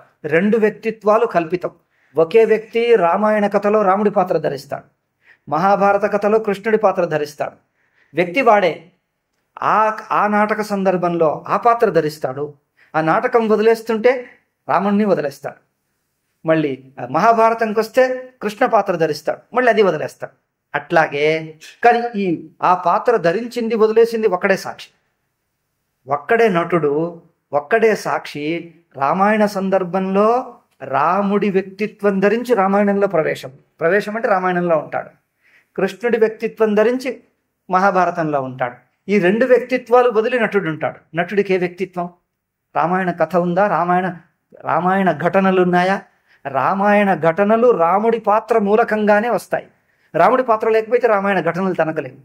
కృష్ణుడి పాత్ర మూలకంగా మహాభారత ఘటనలు, ఆ పాత్ర మూలకంగా ఆ ఘటనలు, ఆ పాత్ర వదిలేస్తారు. కానీ నటుడికి రెండూ తెలుసు, అవునా? అయితే ఆ రామాయణ పాత్రకు మాత్రం, అంటే రాముడి పాత్రకు కృష్ణుడి సంఘటనలు తెలియవు, కృష్ణుడి పాత్రకు రాముడి సంఘటనలు తెలియవు. కానీ నటుడికి రెండూ తెలుసు. అంటే రెండిటి యొక్క తెలివిగా ఉంటాడు. తెలుసు అంటే తెలివిగా ఉంటాడని అర్థం. అట్లా ఇక్కడ కూడా జాగ్రత్త వ్యక్తిత్వం జాగ్రత్త ప్రపంచమనే తెలుసుకుంటుంది, స్వప్న వ్యక్తిత్వం స్వప్న ప్రపంచమనే తెలుసుకుంటుంది. మరి రెండిటిని సాక్షి ఒక్కడికే తెలుసు. వాడు అక్కడి నుంచి ఇక్కడికి పోతాడా అంటే జాగ్రత్త వ్యక్తి పోడు, స్వప్న వ్యక్తి ఇక్కడికి రాడు, వీడు అక్కడికి రాడు. సాక్షి పోతాడా అంటే సాక్షికి పోవటం ఏమిటి? ఎప్పుడూ ఉన్నాడు. ఎప్పుడూ ఉండేవాడిని మనం పోతున్నాడు అన్నట్టు మనం చెప్పుకుంటాం నోరుతో, కానీ వాడు ఎప్పుడూ ఉంటాడు. రెండిటికి ఆధారంగా ఎప్పుడూ ఉంటాడు. అయితే రెండూ తనలో కల్పితమే కనుక ఆ సాక్షే జాగ్రత్త వ్యక్తిగా ఉండి జాగ్రత్త వ్యక్తిత్వమును ధరించి జాగ్రత్త ప్రపంచం చూస్తున్నట్టు, మొత్తం జాగ్రత్త వ్యక్తిత్వాన్ని ప్రపంచాన్ని మింగేసి స్వప్న వ్యక్తిత్వంతో స్వప్న ప్రపంచం చూస్తున్నట్టు, మళ్ళీ స్వప్న ప్రపంచాన్ని స్వప్న వ్యక్తిత్వాన్ని మింగేసి జాగ్రత్త చూస్తున్నట్టు, దీన్ని మింగేసి అది చూస్తాడు, దాన్ని మింగేసి ఇది చూస్తాడు. తాను మాత్రం రెండిటికి లోనుగాడు, రెండిటికి అంటకుండా ఉంటాడు. ఇది అయితే ఈ చూసే ప్రపంచాలు ఆయా అవస్థలకే కట్టుబడ్డాయి, వ్యక్తిత్వాలు ఆయా అవస్థలకే కట్టుబడ్డాయి. అయితే ఈ అవస్థలను ఎట్లా చూడాలి అంటే జాగ్రత్త వ్యక్తిగా 3 అవస్థలను చూడకూడదు. ఎందుకంటే చూడరాదు, అది పొరపాటని. స్వప్న వ్యక్తిగా 3 అవస్థలను చూడరాదు. ఎందుకు? స్వప్న వ్యక్తి సుషుప్తిలోనే లేడు, వాడేం చూస్తాడు సుషుప్తి. జాగ్రత్త వ్యక్తి సుషుప్తిలో లేడు. కానీ 3 ఎవరికి తెలుస్తున్నాయో ఆ అనుభవ దృష్టితో చూడాలి. ఈ 3 ఎవరికి తెలుస్తున్నాయో ఏ లెవెల్కు మనలోని ఒక లోతైన అనుభవపు స్థాయి ఉన్నది, ఆ అనుభవ స్థాయికి 3 తెలుస్తున్నాయి. అందుకే ఇక్కడ అనుభవానికి ప్రాధాన్యం. అవస్థాత్రయ వివేకంలో అనుభవానికి ప్రాధాన్యం. అనుభవం వైయక్తిక అనుభవం కాదు, ఇంద్రియానుభవం కాదు, మనస్సు అనుభవం కాదు. ఇంద్రియానుభవం అంటే రంగులు రూపాలు చూసేది ఇంద్రియానుభవం. అవునా? మీకు ఇదంతా చెప్పానా ఇంతకుముందు? ఎవరైనా కొత్త వాళ్ళు ఉంటారు, మళ్ళీ సార్ చెప్తారు. ఎవరో కొత్త వాళ్ళు ఉండి ఉంటారు. జాగ్రత్త అవస్థ మనకు తెలుస్తుందే, ఎట్లా తెలుస్తాం? అవస్థ మొత్తంగా, అవస్థలోని ఒక్కొక్క వస్తువు కాదు, మొత్తం అవస్థ, మొత్తం స్వప్న అవస్థ, మొత్తం సుషుప్తిగా ఒకటే అవస్థ. ఎట్లా తెలుస్తుంది? ఒక్కొక్కటి తీసుకొని చూద్దాం. జాగ్రత్త అవస్థ తెలివి మొత్తం కళ్ళతో తెలుస్తుందే. కంటికి తెలిసేది ఏమిటి? రంగులు. జాగ్రత్త అవస్థకు ఏ రంగు ఉన్నది? అవస్థలోని పదార్థాలకు రంగులున్నాయి. మొత్తం అవస్థకు ఏ రంగు ఉన్నది? అందుకోసం కంటితో అవస్థను చూడరాదు. పోని చెవితో వినొచ్చా? జాగ్రత్త అవస్థలోని కొన్ని శబ్దాలు ఉన్నాయి, చప్పుళ్ళు ఉన్నాయి, శబ్దాలు. మొత్తం అవస్థకు ఏ చప్పుడు ఉన్నది? లేదట్లా. మొత్తం అవస్థకు ఏ స్పర్శ ఉన్నది? వేడిగా ఉంటుందా, చల్లగా ఉంటుందా? జాగ్రత్త అవస్థ. జాగ్రత్త అవస్థలో వేడి చల్లని అనుభవాలు కలుగుతాయి. ఒక వస్తువు వేడిగా ఉంటుంది, ఒక వస్తువు చల్లగా ఉంటుంది, మెత్తగా ఉంటుంది, గట్టిగా ఉంటుంది. మొత్తం అవస్థ వేడిగా ఉంటుందా, చల్లగా ఉంటుందా? మొత్తం అవస్థ మెత్తగా ఉంటుందా, గట్టిగా ఉంటుంది? అంటే మొత్తం అవస్థ స్పర్శేంద్రియానికి తెలియదు, శ్రవణేంద్రియానికి తెలియదు, కన్నుకు తెలియదు, వాసన తెలియదు, రుచి తెలియదు. అంటే రుచులు, వాసనలు, రూపాలన్నీ అవస్థలో జరుగుతున్నాయి. జాగ్రత్త అవస్థ లోపల స్పర్శలు, రుచులు, వాసనలు తెలుస్తున్నాయి. అంటే ఇంద్రియాలు అవస్థలోనే ఉన్నాయి. విషయాలు, ఇంద్రియాల ద్వారా తెలుస్తున్న రంగులు, స్పర్శలు జాగ్రత్త అవస్థలోని. అవస్థ మొత్తం మాత్రం ఇంద్రియాలతో తెలియదు, కానీ తెలుస్తుంది. మనకు తెలుస్తుంది, కానీ ఇంద్రియాలతో కాదు. ఇంద్రియాలు కాకుండా ఏదో లోతైన అనుభవపు స్థాయికి తెలుస్తున్నది, ఇంద్రియ స్థాయికి మాత్రం కాదు. అందుకే ఇంద్రియ స్థాయి అవస్థలో ఉన్నదే గాని మొత్తం అవస్థ ఇంద్రియాలతో తెలియదు, ఇంద్రియానుభవం కాదు. ఇక మనస్సు అనుభవంకు తెలుస్తుందా చూద్దాం. మనస్సు అంటే ఏంటిది? ఎమోషన్స్, ప్రేమ, దేశం, దుఃఖం, ఇటువంటి మనస్సులో కలిగే అనుభూతులు. మనస్సుతో మానసిక స్థాయిలో కలుగుతున్న ప్రేమ, ద్వేషం, కోపం, దుఃఖం అనేటువంటి అనుభవాలే. జాగ్రత్త అవస్థ అంటే ప్రేమనా, ద్వేషమా, కోపమా, దుఃఖమా, ఏ ఒక్క అనుభవమా? అందులో అన్నీ కలుగుతాయి. జాగ్రత్త అవస్థలో ప్రేమ, ద్వేషము, దుఃఖము, కోపము, అన్నీ ఎమోషనల్ భావోద్వేగాలు వస్తాయి పోతాయి, వస్తాయి పోతాయి, వస్తాయి పోతాయి. మొత్తం జాగ్రత్త అవస్థ అంటే ఏ ఒక్క ఎమోషన్ కాదు. అవునా? మరి అట్లాంటప్పుడు మొత్తం జాగ్రత్త అవస్థ దేంతో తెలుస్తుంది అంటే మనస్సు యొక్క భావోద్వేగమా అంటే కాదు. పోనీ బుద్ధితో తెలుస్తుందా అంటే బుద్ధి ఆలోచిస్తుంది. ఏమిటి? పదార్థాలను ఆలోచిస్తుంది, సంబంధాలను ఆలోచిస్తుంది, ముందు వెనుకలు అంటది. అంటే ఏంటిది? భూతం వర్తమానం. ఇది ముందు, ఇది తర్వాత, అది దూరము, ఇది దగ్గర, ఇది నాది, ఇంకొకళ్ళది. ఇవన్నీ బుద్ధి ఆలోచనలు, సంకల్పాలు చేస్తుంది. పని చేద్దామంటది, దీంతో ఏమొస్తుంది తర్వాత అంటది, రేపటి రోజు ఆలోచిస్తుంది. ఇదంతా బుద్ధి. బుద్ధితో ఆలోచిస్తే బుద్ధినే జాగ్రత్త అవస్థ అంటామా? ఎందుకంటే మొత్తం జాగ్రత్త అవస్థలో అనేక బుద్ధులు, అనేక యోచనలు, అనేక సంకల్పాలు వస్తున్నాయి, పోతున్నాయి. అయితే ఏదన్నా ఒక్క బుద్ధిని జాగ్రత్త అవస్థ అంటామా? మొత్తం జాగ్రత్త అవస్థ తెలివిలో అనేక బుద్ధులు వస్తున్నాయి కనుక మొత్తం జాగ్రత్త అవస్థ ఏ ఒక్క బుద్ధి కాదు, బుద్ధులు అనేకం వస్తున్నాయి, పోతున్నాయి. కర్తృత్వ అభిమానం కూడా జాగ్రత్త అవస్థలోనే ఉంది. ఎందుకు? జాగ్రత్తలో ఉన్నంతసేపే నేను అన్న వ్యక్తిత్వం ఉన్నది. జాగ్రత్త అవస్థ వదిలేస్తే నేనన్న వ్యక్తిత్వం లేదు. అంటే వ్యక్తిత్వంతో పాటు, బుద్ధితో పాటు, మనస్సుతో పాటు, ఇంద్రియాలతో పాటు ఇవన్నీ కూడా జాగ్రత్త అవస్థలోనే కలుగుతున్నాయి. దివ్య దర్శనాలు, యోగులకు దివ్యానుభవాలు ఉంటాయి. ఇక్కడ దూరంగా అక్కడ బస్టాండ్లో ఎవరు కూర్చున్నారో ఇక్కడ కూర్చొని చెప్పేస్తాడు. అంటే అక్కడ కూర్చున్నది చెప్పితే నీ మనస్సుతో చెప్పినా ఆ ప్రపంచము నామరూపాలే ఉన్నది, బస్టాండు ఇది ఇక్కడే ఉంది, ఈ మనస్సు ఇది జాగ్రత్త అవస్థలోనే ఉంది చెప్తున్నావుగా. నీకు దివ్య దర్శనం ఉన్నా, బస్టాండ్లో ఎవరు కూర్చున్నారో, అనంతపురంలో ఎవరున్నారో, బెంగళూరులో ఎవరున్నారో చెప్పితే ఆ బెంగళూరు ఇదంతా జాగ్రత్త అవస్థలోనే ఉంది, అంతేగా. కనుక దివ్య దృష్టి కూడా అవస్థలోకి వచ్చేస్తుంది. అయినా మనకు అవస్థ తెలుస్తున్నది దేంతో? ఇంద్రియానుభవం కాదు, మనస్సు అనుభవం కాదు, వైయక్తిక అనుభవం కాదు, అయినా అవస్థ తెలుస్తున్నది. ఈ అవస్థ పోతున్నది, స్వప్నంలో ఇది లేదు అని తెలుస్తున్నది, అదే తెలివికి. కనుక ఆ అనుభవాన్నే ఏమన్నారు? సాక్షి అనుభవం 3 అవస్థలను తెలుసుకుంటున్నట్టు అనుభవం. ఇట్లు ఒక్కొక్కటి ఇది పరిమిత అనుభవం. ఇంద్రియానుభవం పరిమితం, మనస్సు అనుభవం పరిమితం, బుద్ధి అనుభవం పరిమితం, కర్మఫలం సుఖాలు దుఃఖాలు వస్తున్నది పోతున్నదంతా పరిమితమే. ఇవి అన్నిటినీ కలుపుకున్న వ్యాపకమైనది స్వప్నావస్థ. అయితే 3 అవస్థ. ఇక సుషుప్తి అట్లాగే. సుషుప్తిని ఇంద్రియంతో చూస్తామా?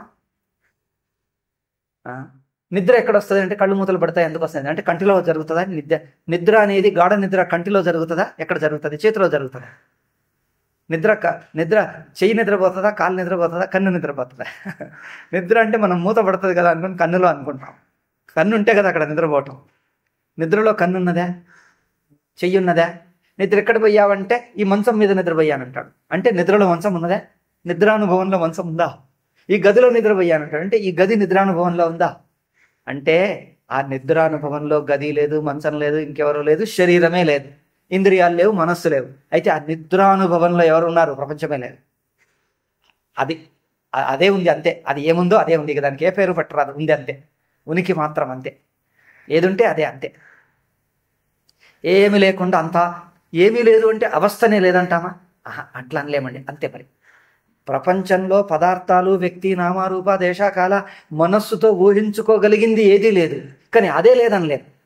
మరి ఏమున్నది చెప్పు అంటే ఉన్నది అని చెప్పి ఇంకేమీ అని రాదు. అంతే. ఉనికి అని తప్ప ఉనికి కంటే ఎక్కువ ఏమీ అని రాదు. కంటే అట్లా ఇట్లా అది ఇది ఎక్కువ తక్కువ మంచి చెడు దూరం దగ్గరలు ఏవి లేవు. అంటే మనస్సు ద్వారా ఊహించగలిగింది ఏది లేదు. అందుకోసం సుషుప్తి అనుభవం ఇంద్రియంతో కలగదు, మనస్సుతో కలగదు. ఏమిటి అంటే అది అదే నేరుగానే ఉన్నది. ఇట్లు ఏ స్థాయి నుంచి సుషుప్తి అనుభవం చూస్తున్నావో అదే స్థాయి నుంచి మొత్తం జాగ్రత్త అవస్థ, అదే అనుభవ స్థాయి నుంచి మొత్తం స్వప్నావస్థ. అక్కడ చూడండి. ఏ స్థాయి నుంచి సుషుప్తిని గాఢ నిద్రలో ఉన్నాడో ఆ అనుభవ స్థాయి నుంచే మొత్తం స్వప్నావస్థ, అదే అనుభవ స్థాయి నుంచి మొత్తం జాగ్రత్త అవస్థ. అట్లా చూడండి తెలుసు. అంటే ఇంద్రియాలు లోపల మింగేశాడు. అవునా? మన పొట్టలో మనం తిన్నటువంటి ఇడ్లీలన్నీ లోపల పొట్టలో ఉన్నట్టుగా ఇంద్రియాలు, ఇంద్రియ విషయాలు, దేహం ఏ ఊర్లో ఉన్నదో ఆ ఊరితో పాటు అంత జాగ్రత్త. అవునా? అయితే ఇప్పుడు చెప్పండి, మీరు జాగ్రత్తలో ఉన్నారా? జాగ్రత్త మనలో ఉందా?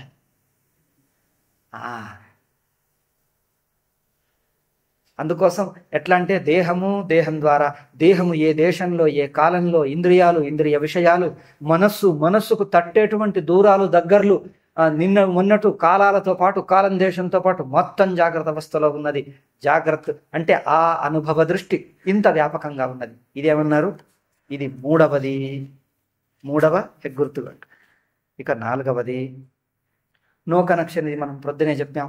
ఈ ఒక అవస్థకు ఇంకో అవస్థకు సంబంధం లేదు. సంబంధం అంటే ప్రమాతృ దృష్టి, దేశకాల దృష్టి, అంతే. సంబంధం లేదంటే అర్థం ఏమిటి? జాగ్రత్తకు స్వప్నానికి ఒకే వ్యక్తిత్వం, ఒకే ప్రమాత లేడు. ఇంకోటి దానికి దీనికి కంటిన్యూటీ, కాలం ద్వారా కంటిన్యూటీ, ద్వేషం ద్వారా దేశం అంటే ఆకాశం, కాలము ఆకాశం ద్వారా దానికి దీనికి కొనసాగింపు. కంటిన్యూటీకి ఏమంటారు మీరు? ఏమో నేనైతే కొనసాగింపు అంటే. ప్రవాహం అంటారా? కొనసాగింపు అంటారా? పోనీ ప్రవాహం అనండి, కొనసాగింపు అనండి. దానికి దీనికి కొనసాగింపు లేదు. ఎందుకు లేదు? మధ్యలో ఏదైనా గొడవ కట్టారా ఏమిటి ఎవరన్నా? China wall, the great wall of China wall తెలుసా మీకు? తెలియకపోతే పోనివ్వండి. ఈ రెండింటికి ఎందుకు మధ్యలో గట్టి కంచు కోట ఉందా ఏమిటి? ఇక్కడి నుంచి అక్కడికి పోరావటానికి. ఏ కోట లేదు. కోట అంటే సాక్షే. రెండింటికి మధ్య ఉన్న కోట సాక్షే. అంటే అది ఉన్నప్పుడు ఇది లేదు, ఇది ఉన్నప్పుడు అది లేదు, అంతే. కింది జన్మ ఉన్నప్పుడు ఈ జన్మ లేదు, ఈ జన్మ ఉన్నప్పుడు కింది జన్మ లేదు. మరి దానికి దీనికి ఎందుకు కనెక్షన్ లేదంటే కనెక్షన్ రెండు ఉంటేగా. రెండు ఒక్కసారి ఉంటే కనెక్షన్, రెండు ఒక్కసారి ఉంటే దానికి కనెక్షన్. ఉండండి పర్వాలేదు. రెండు ఒక్కసారి ఉంటే దానికి కనెక్షన్. రెండు ఒక్కసారి వెళ్ళినప్పుడు కనెక్షన్ ఏమిటి? లేకపోతే ముందు వెనకలన్నీ ఉండాలి. ముందు వెనకలంటే ఒక ప్రవాహంలో అది లేదు. ముందు వెనకలు ఎందుకు పెట్టరాదు అంటే దానికి దేనికి అంటే ముందు వెనకలు చూసేవాడు ఒకడు ఉండాలిగా, ప్రమాత. వాడు ఇది ముందు ఇది తర్వాత అని చూడాలి. అయితే ఆ ప్రమాత లేడు, ముందు వెనకలు చూసేవాడు. మరి సాక్షి చూస్తున్నాడు కదా అంటే సాక్షి ముందు రెండు ఒకేసారి చూసేస్తాడు. వాడికి క్రమం పెట్టరాదు. రెండు ఒకేసారి చూసేసరికి క్రమం పెట్టరాదు. రెండు ఒకేసారి చూసేస్తే ఎట్లవుతుంది? ఒక పచ్చి మన్ను ఉన్నది. పచ్చి మన్ను తెలుసుగా, కుమ్మరివాడు వాడతారు సార్. పచ్చి మన్నుతో ఒక బొమ్మ తయారు చేశాడు. ఒక బొమ్మనో డబ్బా, ఒక కుండనో చిన్నది. ఇంకా దాన్ని కాల్చలే, ఎండించలే, పచ్చిగానే ఉంది. చూపించాడు అందరికీ, బాగుందన్నాడు. దాన్ని చెరిపేసి రెండవది చేశాడు, మళ్ళీ చెరిపేసి మూడవది చేశాడు. ఇప్పుడు మూడవ చిన్న కుండ, ఇంతే చిన్నది కుండ, మీరు ఏమంటారు దానికి? గురిగే అంటాం, ముంత అంటారు తెలంగాణలో, గురిగే అంటారు, చిన్నది. అయితే ఆ చిన్న ముంత ఉన్నప్పుడు మొదటిది ఎక్కడుంది? ఇప్పుడు ఎక్కడికి పోయింది? ఇదే ఆ మొదటిది ఇక్కడే ఉంది, ఈ రూపమే అది మొదటిది. అందుకోసం అది దాని తర్వాత ఇది అంటే ఎవరు చూడాలి? దాన్ని దీన్ని రెండు కలిపి చూస్తుంది మన్ను. మన్ను దృష్టికి ఏది ముందు ఏది వెనక? మన్ను దృష్టికి రెండు తానే. నువ్వు మన్ను స్థానంలో ఉన్నారనుకోండి మీరు, అదే సాక్షి అంటే మట్టి స్థానంలో మీరున్నారు. మట్టి స్థానంలో చూస్తే నాకు ముందు బొమ్మన తర్వాత బొమ్మన, నాకేది? రెండు నేనే. రెండు నేనంటే నువ్వు రెండు ఒకేసారి చూస్తే కాలక్రమం లేదు. ఒకటొకటిగా చూడాలంటే నువ్వు మట్టిగా చూడటంలే. మట్టి స్థానం వదిలి ఇంకొకటి చూస్తున్నారు. మట్టిని ఎదురుగా పెట్టి మనం చూస్తున్నాం మనుషులుగా. అందుకని మొదలు బొమ్మ, ఇంకో బొమ్మ, మూడో బొమ్మ అని చూస్తున్నారు. మనంగా చూస్తే ఇప్పుడు నటుడు పాత్ర ధరిస్తూ ఉంటే ప్రేక్షకులు చూస్తారు. మొదలు ఒక పాత్ర, తర్వాత రెండవ పాత్ర, తర్వాత రెండవ భంగి, మూడవ భంగిమ, మొదటి భంగిమ, రెండవ భంగిమ, మూడవ భంగిమ, ప్రేక్షకులు చూస్తారు. నాకు ఆ మొదటిది నానే, రెండు నానే, మూడు నేనే, అన్నీ నేనే. నేను ఎక్కడ తేడా ఉంది? మూడు ఒకేసారి ఉన్నాయి, ఎందుకంటే మూడు కలిపి నేనే కనుక. మూడన్న క్రమం లేదు కనుక సాక్షికి క్రమం లేదు. అందుకని సాక్షి ఒకటి తర్వాత ఒకటి చూడలేదు. సాక్షికి క్రమబుద్ధి ఉండదు. ప్రమాత క్రమంతో చూస్తాం, సాక్షికి క్రమం లేదు. అయితే జాగ్రత్త ప్రపంచంలోని పదార్థాలు ఒకటొకటిగా చూస్తున్నామంటే ప్రమాత. మొత్తం అవస్థగా చూస్తే వైశ్వానర. అవునా? ఆ అవస్థ ఉండటం లేకపోవటం, భావాలను చూసేది సాక్షి. అవస్థ తోచటం లేకపోవటం, అవస్థ యొక్క భావాలు తోచటం లేకపోవటం, రెండు ఒక్క సాక్షికే ఉన్నాయి. సాక్షికి మొదల అవస్థ ఉండటం, తర్వాత లేకపోవటం, ఈ రెండు అవస్థలు సాక్షికి లేవు. సాక్షికి అవస్థ ఉండదు. ఎందుకంటే అది తానే, ఇది తానే, దానికి ముందు వెనుక లేవుగా, కాలమే లేదు కనుక సాక్షికి అవస్థా భేదాలు లేవు. రెండు స్థితులు లేవు. రెండు స్థితులు కలిపి ఒకటే తాను. రెండు ఒకేసారి ఉంటుంది గనక ఆ స్థితి ఈ స్థితి రెండు తానే గనక తనకు రెండు లేవు, తాను ఒక్కటే అయి ఉంటుంది. ఇట్లా ఇంకా ఎప్పుడైతే ఒకటొకటిగా చూస్తున్నామో సాక్షిని ప్రమాతగా మార్చి చూస్తున్నాం. అయితే ప్రమాతను వదలాలి అంటే క్రమమునంతా ఒక్కటిగా చూడండి. ఇది చూస్తున్న వాడిని కలిపేస్తే తానే మిగిలాడు సాక్షి. ఇట్లా అయితే అనుభవ దృష్టితో చూడటం ఇంకొక గుర్తు. ఈ అవస్థలకు పరస్పర సంబంధం లేదు. పరస్పర సంబంధం లేదు అంటే అవస్థలోని ప్రమాతగా చూడకండి అని అర్థం. అవస్థలోని ప్రమాతగా చూస్తే కాలబుద్ధిలో ఉంటాడు. కాలబుద్ధిలో చూస్తే ఆ అవస్థకి ఈ అవస్థకు సంబంధాలు చూస్తాడు. సంబంధం ఉన్నట్టు భ్రమ చూడటం అంటే భ్రమ అని అర్థం. మనం కావాలని చూడం, ఆ భ్రమలో ఉండనే ఉన్నాం మనం. ఆ భ్రమ సహజంగా ఉంది కనుక ఆ భ్రమ అనిపింపజేస్తుంది. అట్లా ఏమిటది? జాగ్రత్త కాలములోనే. ఇప్పుడు జాగ్రత్త అవస్థకు బయట అంటే ఏంటిది? జాగ్రత్త కాలంలో స్వప్నం లేదు, స్వప్న కాలం జాగ్రత్త కాలంలో సుషుప్తి లేదు. అయినా సుషుప్తిని జాగ్రత్తను కలుపుకొని పక్కపక్కన జరుగుతుంది, ఒకటి తర్వాత ఒకటి అంటాడు. అయితే జాగ్రత్త, సుషుప్తి, స్వప్నాలు ఒకటి తర్వాత ఒకటి క్రమంగా జరుగుతున్నాయంటే ఈ క్రమబుద్ధి ఎవరిది? జాగ్రత్త అవస్థది. అంటే జాగ్రత్తకు బయట ఉన్న వాటిని జాగ్రత్త కాలక్రమంలో పెట్టి చూస్తున్నాడు. అంటే జాగ్రత్త కాలక్రమం వదలలేకపోతున్నాడు. అందుకే అది అతీతమైంది కూడా ఇదే చూస్తాను. అంటే బుద్ధికి ఆలోచనకు అతీతమైంది, ఆలోచన లేనట్టిది అంటే దాన్ని ఆలోచించుకొని పెడతాడు. అవునా? బియాండ్ థాట్ అంటే థింక్ చేసి పెడతాడు. లోకులు ఎట్లా చేస్తారు చూడండి. ఆలోచనకు అతీతమైంది అంటే అర్థమైంది అంటాడు. ఎట్లా అర్థమవుతుందయ్యా? ఆలోచనకు అతీతమైంది నువ్వు ఆలోచించి పెడుతున్నావు. ఆలోచనకు అతీతమైంది ఆలోచిస్తావా? ఆలోచిస్తే ఆలోచన అయిపోతుంది. ఆలోచనకు అతీతం అంటే ఆలోచించాలా? అట్లాగే జాగ్రత్తకు అతీతం అంటే క్రమంగా దీని పక్కన దీని తర్వాత అని పెడతావా? దీని తర్వాత అనేది మానేయి, అప్పుడు ఆ సుషుప్తి బయట ఎట్లున్నదో తెలుస్తుంది నీకు. అందుకోసం ఈ అవస్థలకు ఒకదానికొకటి సంబంధం లేదు. ప్రపంచాలు ఓవర్లాప్ కావు. ఓవర్లాప్ అంటే ఇందులో కొంత భాగం అందులో, అందులో కొంత భాగం ఇందులో, కొంత భాగం లేదు, మొత్తం తెరుచుకుపోతాం.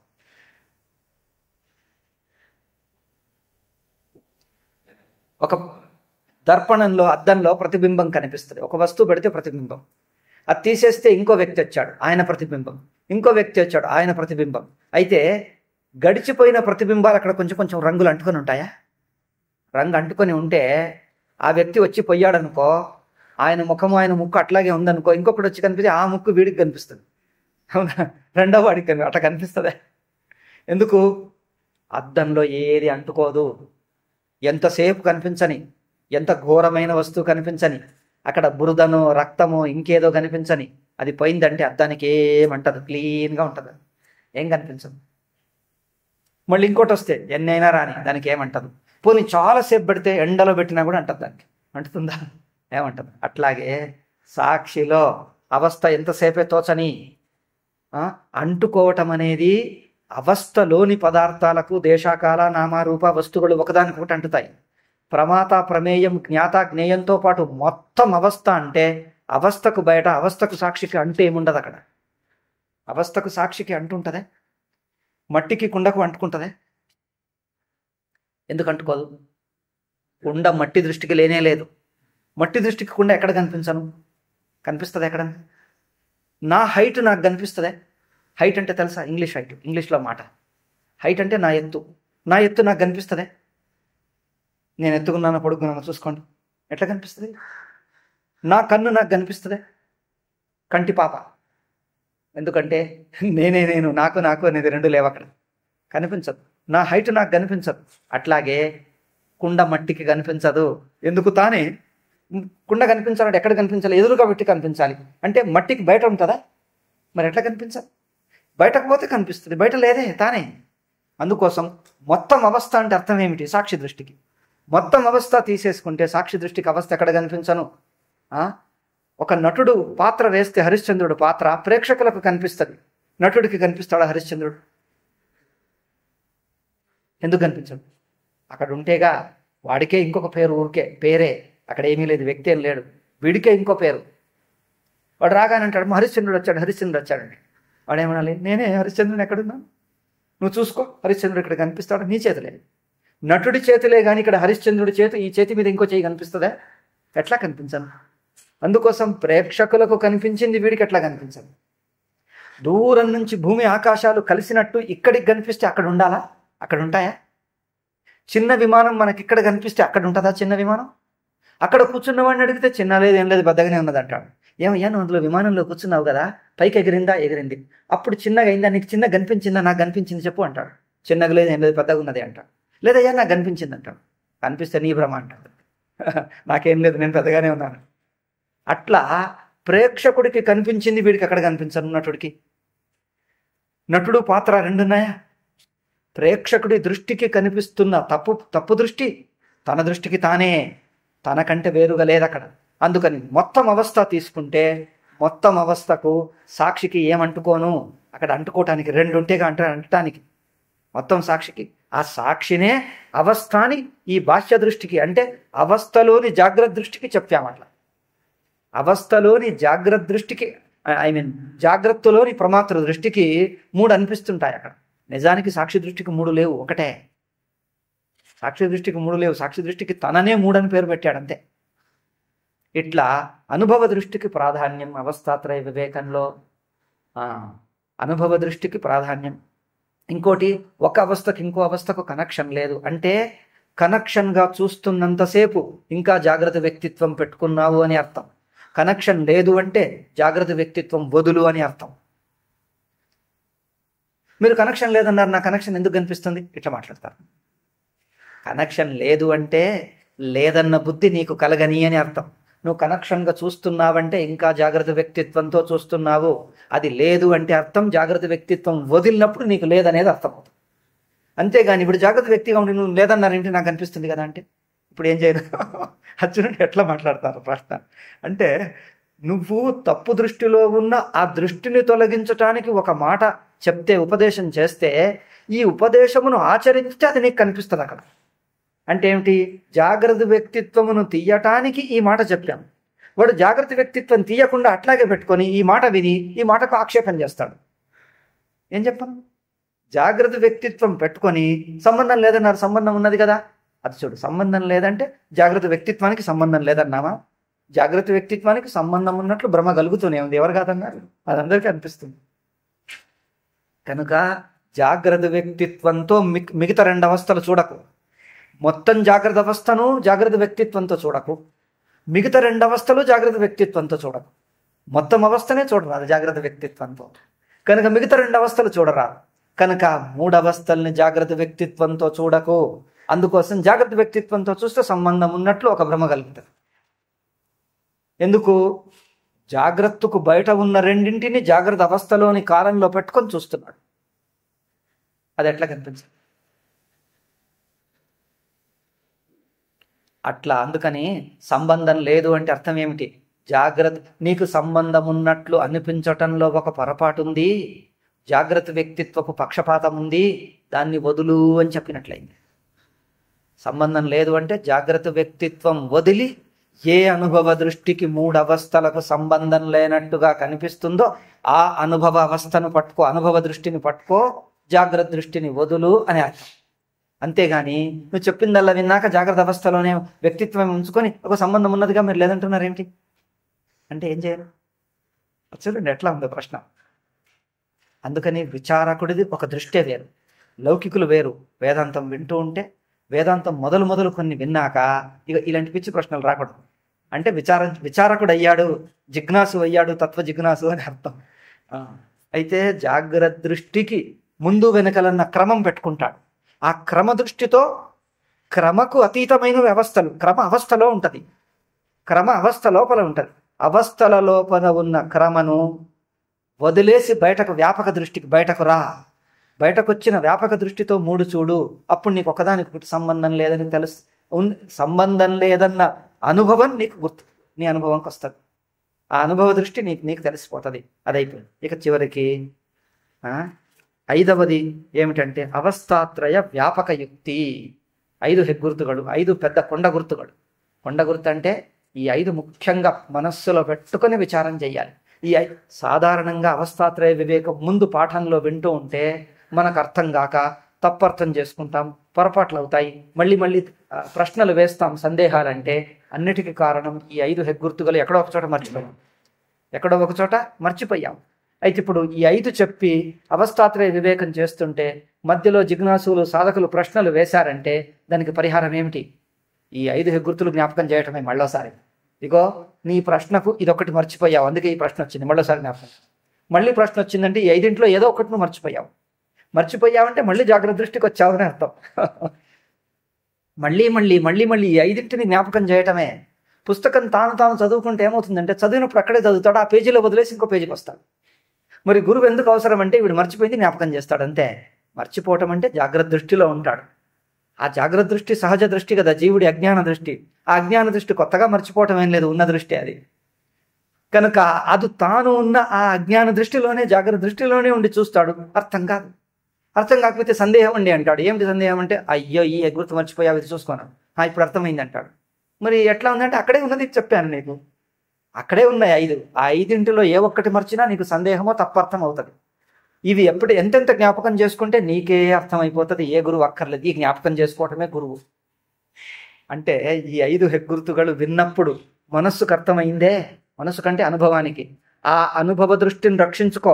ఆ 5 హెగ్గుర్తుಗಳು ఏ అనుభవ దృష్టిలో ఉన్నాయో ఆ అనుభవ దృష్టి మీ మనస్సులో మీ అనుభవంలో ఉంటే అదే గురువు.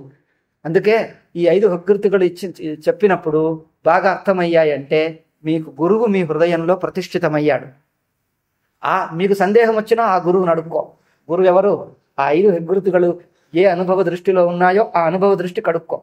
మీ సందేహాలని ఆయన చెప్పేస్తాడు, మీ హృదయంలోనే కూర్చున్నాడు. అది గురువు, మీ హృదయంలో కూర్చున్న గురువు. ఆ గురువుని ఎప్పుడైతే నువ్వు మర్చిపోతావో, కప్పేస్తావో, బయట గురువు కావాలి అంతే. బయట గురువు మళ్ళీ జ్ఞాపకం చేయాలంటే మీ లోపల గురువును మళ్ళీ మేల్కొల్పాలి. లోపల గురువుని మేల్కొల్పితే ఇప్పుడు అర్థమైంది, కరెక్ట్ అండి, ఇది నేను మర్చిపోయాను, ఇప్పుడు తెలిసిందంటాడు. ఆ 5 హెగ్గుర్తులను మీరు జ్ఞాపకం చేసుకుంటే చాలు, ఎప్పుడు ఉంటాడు. మళ్ళీ వచ్చింది. అయితే గురువు ఏం చేస్తాడంటే మనలో ఉండే అజ్ఞాన దృష్టి, జీవ దృష్టితోనే మనం చూస్తాం గనక ఈ దృష్టిని తప్పించి ఆ పై దృష్టికి మనల్ని తిప్పేస్తాడు, దృష్టికి మళ్ళిస్తాడు. ఆ మళ్ళించేవాడే గురువు. అది మీ ఇక్కడే ఉండని అక్కడే ఉండని పుస్తకం ద్వారా రాని నోరుతో చెప్పని ఎట్లయినా చెప్పని ఈ దృష్టిని వదిలించటం, ఆ దృష్టిని మనలో మేల్కొల్పడం. అది మేల్కొల్పినా అది పక్కకు పెట్టి అప్పుడు విన్నది అక్కడ వినేస్తాడు. మళ్ళీ దీన్ని కొత్తగా వింటుంటే మనం విన్నదాన్నే మనం ఇక్కడ అన్వయించటం లేదు, ఉపయోగించుకోవటం లేదు. అది అందుకే అర్థం కాదు. అందుకని ఈ 5 మర్చిపోకుండా వినండి. మీది మీరు చదువుకుంటే, అందుకే కొందరు ఉత్తమాధికారులు కొంచెం గురువు నుంచి వింటారు, మిగిలింది చదివేసుకుంటేనే వచ్చేస్తారు. ఇక ప్రతిదీ పూర్తి అనుభవం వచ్చేదాకా విననక్కర్లే. కొంచెం ఈ 5 బాగా వంట పట్టిందంటే ఇక తర్వాత నీది నువ్వు చదువుకున్నా తెలుసు. అంటే ఏమిటి? ఆ కొన్ని రోజుల్లో గురువు మీ హృదయంలో గురువుని నిలిపేశాడు, ప్రతిష్ఠ చేసేసి పోయాడు. ఆ బయట గురువు పోయినా ఇక్కడ కూర్చున్నాడు గురువు. ఈ గురువు మీకు మార్గదర్శనం చేస్తూ ఉంటాడు. ఈ గురువును కప్పేశామా ఇక బయట గురువు కావాలి మళ్ళీ. వచ్చిన చిక్కల్లో అంతే, ఏమీ లేదు. ఆ ప్రతిష్ట ఇక్కడ చేయాలి గట్టిగా. 5 హెగ్గుర్తులు గట్టిగా ఇక్కడ కూర్చున్నాయంటే ఇక అదే ఎక్కడ తప్పు చేసినా అదే ఎత్తి చూపిస్తుంది. ఇగో ఇక్కడ మీరు పొరపడ్డారని అదే చూపిస్తుంది. ఇక వ్యాపక యుక్తి అంటే ఈ సాక్షి అనుభవ దృష్టి నుంచి చూసేటువంటిది వ్యాపక యుక్తి. అంటే జాగ్రత్త అనుభవ దృష్టితో చూసింది ఇంకో స్వప్నానుభవంకు విరోధం అవుతుంది. అక్కడ జాగ్రత్త అనుభవంలో ఉండే పదార్థాలకు పరస్పర సంబంధాలు ఉంటాయి. అవస్థలోని పదార్థాలకు ఉండే సంబంధాన్ని మీరు జాగ్రత్తకు బయట ఉన్న స్వప్న పదార్థాలకు చెప్పపోతే తప్పవుతుంది. ఏ యుక్తి అయితే జాగ్రత్త పదార్థాలకు, స్వప్న పదార్థాలకు, సుషుప్తికి మూడింటికి వర్తిస్తుందో, దేనికి విరోధం కాదో అది వ్యాపక యుక్తి. ఏది ఒక్క అవస్థకే వర్తిస్తుంది, ఇంకో అవస్థకు విరోధం అవుతుందో అది పరిచ్ఛిన్న యుక్తి, పరిమిత యుక్తి. అది వ్యాపక యుక్తి కాదు. కనుక ఈ వ్యాపక యుక్తి, ఈ 5 హెగ్గుర్తుಗಳು మనసులో పెట్టుకొని విచారం చేస్తే తెలిసిపోతుంది. టైం అయితే చాలు. ఇక 5 హెగ్గుర్తుల తర్వాత ఇక నేరుగా మనం ఏమి సత్తా, ఉనికి గురించి చెప్పుదాం. తర్వాత పాఠంలో 51వ అంశం, 51వ కిరణం అన్నారా స్వామీజీ, ఏదో అన్నారులేండి, పేర్లు పెట్టారు. ఇదొకటి 51వ అంశంలో ఉనికి అంటే ఏమిటి అనేది ప్రశ్న. ఉనికి రూపం ద్వారా జగత్తును, పరమాత్మను అర్థం చేసుకోవడానికి ప్రయత్నిద్దాం తర్వాత పాఠంలో. ఓం శాంతి శాంతి శాంతి. హరి ఓం శ్రీ గురుభ్యో నమః. హరి ఓం తత్సత్.